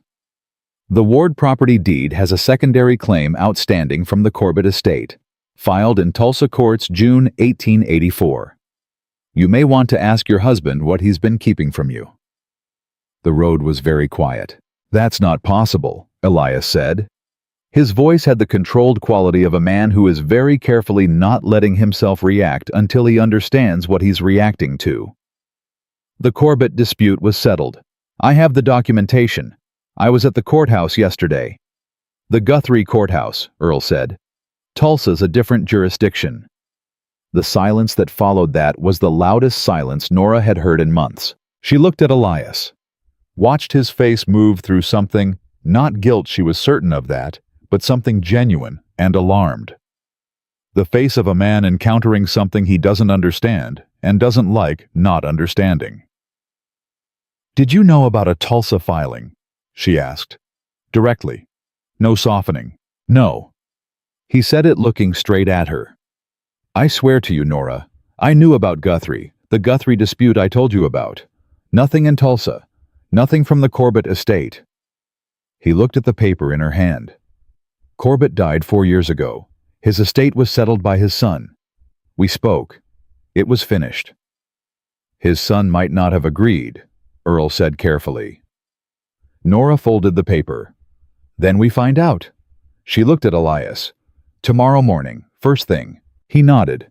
"I'll ride tonight if I have to." "No," she said. "Tonight we go home. Tommy needs a bed and so do we. But tomorrow we go back and we find out exactly what's been filed and we close it." She held his eyes. "I believe you." He looked at her. The steadiness in her face, the lack of wavering in it. "I'm going to tell you something," he said. "When I find out who wrote that note—" "It doesn't matter who wrote it," she said. "It matters what's in Tulsa." He held her gaze for a moment. Then he looked at Earl. "Thank you for writing out." "It's nothing," Earl said. He looked between them with the expression of a man who is glad not to be in the middle of this and is grateful that the people who are seem to be handling it. "You've got good people in that town, Elias. More than you know. People came up to me today after the ruling, folks who've watched the Mercer man asking his questions for weeks, and they weren't happy about it." He paused. "You're not as alone as you sometimes act." Earl rode back toward town. They drove the rest of the way home in a silence that was different from before. Not uncomfortable, but weighted, carrying the particular heaviness of something unresolved that has been added to the end of an already enormous day. Tommy woke up when the wagon stopped at the house. He climbed down, announced that his legs were asleep, walked in a circle to fix it, and went inside with the efficient purposefulness of a boy who knows where his bed is and intends to use it. Nora and Elias stood beside the wagon in the dark for a moment. "If there's a filing in Tulsa," she said, "we deal with it." "Yes." "And if Vincent put it there, if that note is his doing, then we deal with that too." She looked at him. "He's not going to stop. Even after today. He's not the kind of man who stops." "No," Elias said. "He's not." "Then we don't stop either." She said it simply, like a door closing, like a decision being made and filed away. That's all. He looked at her for a moment. In the dark, with the day's weight still on both of them, and the night's question still open and unresolved, he reached out and took her hand. Just held it, steady and present and completely without performance. She held it back. "Come inside," she said. They went in. The Tulsa filing turned out to be real. They found out the next morning after Elias rode to town and sent a wire to the Tulsa courthouse clerk and waited 2 hours for the reply. It came back precise and unhelpful and real. A secondary claim on a strip of the eastern pasture filed by Robert Corbett, Jr. in June of 1884. Never adjudicated. Sitting in the Tulsa docket like a stone someone had dropped and forgotten, Elias came home and told her at the kitchen table with the directness she had come to rely on and appreciate.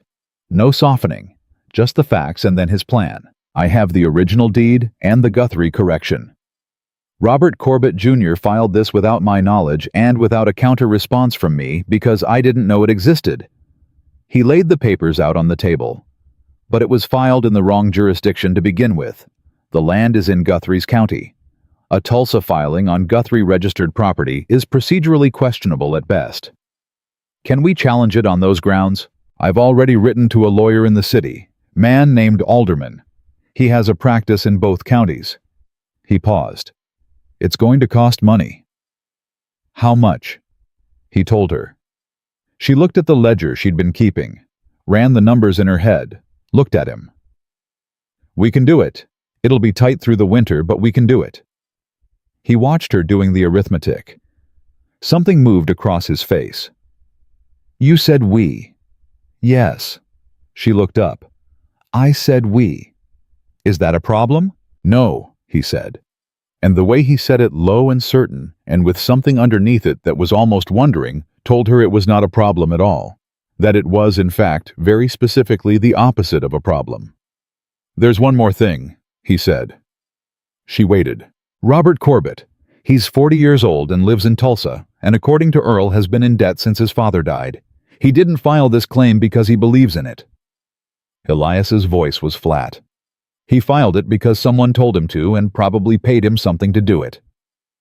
"Vincent. Vincent." She looked at the table, at the papers, the ledger, the running account of everything that had been spent and fought for and held on to in the past month. "He's going to keep finding levers," she said. "Yes. Every time we close one door, he's going to find another one he can push on." "Probably. Then here's what we're going to do." She turned the ledger page, picked up the pen. "We write Alderman today. We get ahead of the Tulsa filing and close it on jurisdictional grounds before it can be used in any appeal proceeding." She looked at him. "And then we make sure everything on this property, every deed, every record, every financial document is so completely clean and current that there is nothing, not one loose thread that Vincent Mercer or anyone he pays can pull." She paused. "We make this place airtight." Elias looked at her for a long moment. "When I was alone here," he said, "I kept things functional. That's all I aimed for. Functional." He shook his head slowly. "I didn't realize what I'd been settling for until you sat down at that ledger and showed me 4 errors in 30 minutes. She almost smiled. "To be fair, the 4th one was generous of me to mention." It was not generous, it was correct. He sat back. "Nora, I want to say something." "Then say it." "This house was a place I was surviving in. You made it somewhere I'm living." He said it simply without decoration. "That's not a small thing. I want you to know I know it's not a small thing." She held his gaze. The man she had knocked on the door of less than 2 months ago. The man who had opened it with the face of someone who had forgotten how to let people in. The man who had given her his mother's ring and his word and his presence, and had shown up every single time without being asked, without calculation. For the record, she said, "I came here looking for work and a place for Tommy to recover. That's what I told myself." She set the pen down. "But when you opened that door, there was a second where I thought this man has been alone too long. And I thought it with recognition, because I had been alone too long too, just in a different way." She looked at him. "Neither of us were looking for this." "No," he agreed. "But here we are." "Here we are," he said. The letter to aldermen went out that afternoon. Within 2 weeks, the jurisdictional challenge was filed. Within a month, the Tulsa claim was dismissed on procedural grounds, exactly as Elias had predicted. Alderman wrote to inform them that the dismissal was final, and that in his professional opinion, any further attempts to claim against the property would face the same result. There was no appeal from Vincent Mercer, not because he had stopped calculating Nora suspected, but because the calculation had finally come back with a number that didn't work in his favor. A woman with a lawyer husband and clean documentation, and a midwife with 30 years of records, and a judge who had already ruled the transaction, had stopped being a good transaction. And Vincent Mercer, above all things, was a man who didn't invest in losing propositions. She heard from him once more in the form of a letter that arrived on a cold morning in early October. 2 sentences. No greeting. "I wish you well, Nora. Take care of the boy." She read it twice, looking for the lever in it. There wasn't one. It was, as far as she could tell, the closest thing to capitulation that a man like Vincent knew how to write. She showed it to Elias. He read it and put it down. "Done," he said. "Done," she said. She put the letter in the stove. Tommy turned 7 in November, and they made a proper event of it. Agnes Fowler came down from Stillwater. Earl Briggs and his wife came. Preacher Howell and Marjorie, who brought a cake that was ambitious in its construction and magnificent in its outcome. A handful of neighbors Elias had apparently had for years, and had simply never invited to anything, who showed up with the slightly stunned air of people who have been let in from the cold and aren't entirely sure what changed. What changed, Nora thought, watching them fill the house she had cleaned and organized and slowly, steadily made into something livable, was the same thing that had changed everything. Someone had knocked on a door. Someone had opened it, and the rest had followed from that, the way things follow when 2 stubborn, frightened, capable people decide to stop managing their lives alone and start building something together instead. Tommy opened his gifts with the focused intensity of a child who treats ceremony seriously. Elias had made him something, a small wooden horse carved over several evenings, that Nora had pretended not to notice in the time after she went to bed, and before he did. Tommy held it and turned it over in his hands, and then looked at Elias across the room with an expression that was too complex for 7 years old. Gratitude, and something fiercer underneath it. Something that looked like the beginning of the specific love a boy develops for the man who has decided to stand between him and the world. "I'm going to keep this forever," Tommy said. "I know," Elias said. The roughness in his voice was more pronounced than usual. Nora looked away at the window. Outside, the November prairie was doing its gray, expansive thing. The world out there was enormous and indifferent, and had tried more than once to take what she loved from her. It had not succeeded. She felt Elias come to stand beside her at the window. She felt the warmth of him, the steadiness of him, the specific kind of presence she had not had in her life, and had not let herself want, and had been given anyway. "What are you thinking?" he said. "That I'm happy," she said. Which is a strange feeling after everything. She turned to look at him. "I keep waiting for the other shoe." "There may not be another shoe," he said. "There might be. Then we'll deal with it," he said. "The way we've dealt with everything." She looked at him. "Together." "Together," he said. She reached up and put her hand against the side of his face, and he covered it with his, and in the main room behind them, Tommy was laughing at something Earl had said, and the house was full of people who had chosen to be there, and outside the prairie was cold and vast, and entirely unconcerned with them. Inside was warm. Inside was real. Later that night, when the guests were gone, and Tommy was asleep with the wooden horse on the pillow beside him, Nora stood in the kitchen and thought about the woman who had walked 20 miles across the Oklahoma Territory carrying a sick child and $3 and a name on a crumpled piece of paper. That woman had been terrified, though she wouldn't have admitted it. She had been down to the last of everything. Money options time, the specific kind of hope that keeps you moving when nothing else does.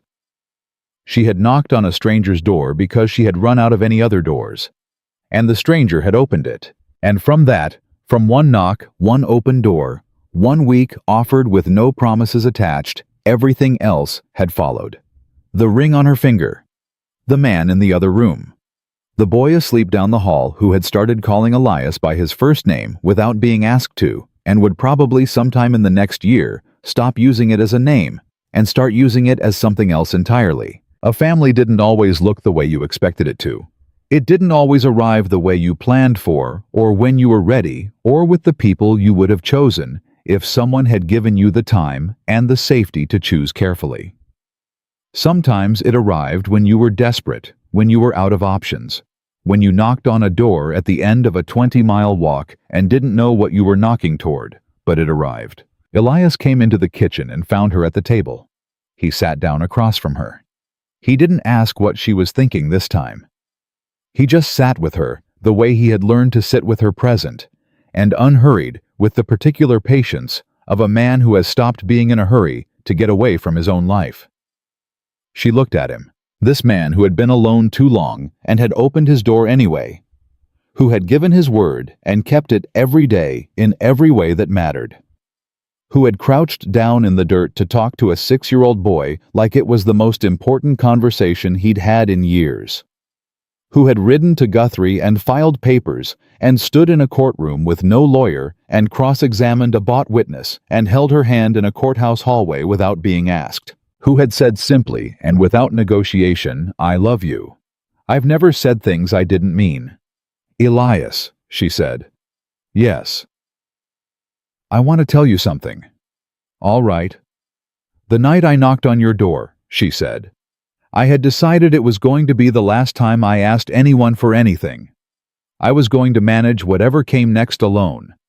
I had decided that needing people was the thing that kept breaking me open." She held his eyes. "I was wrong. And you are the reason I know I was wrong." He looked at her steadily. "I don't need you to survive," she said. "I know how to survive. I've been doing it for 2 years." She reached across the table and put her hand on his. "But I want you here. That's different. That's better." She paused. "You're the first thing in a long time that I've chosen because I wanted to, not because I had to." Elias turned his hand over and held hers. "Then we're even," he said, "because you're the first thing I've wanted in 6 years."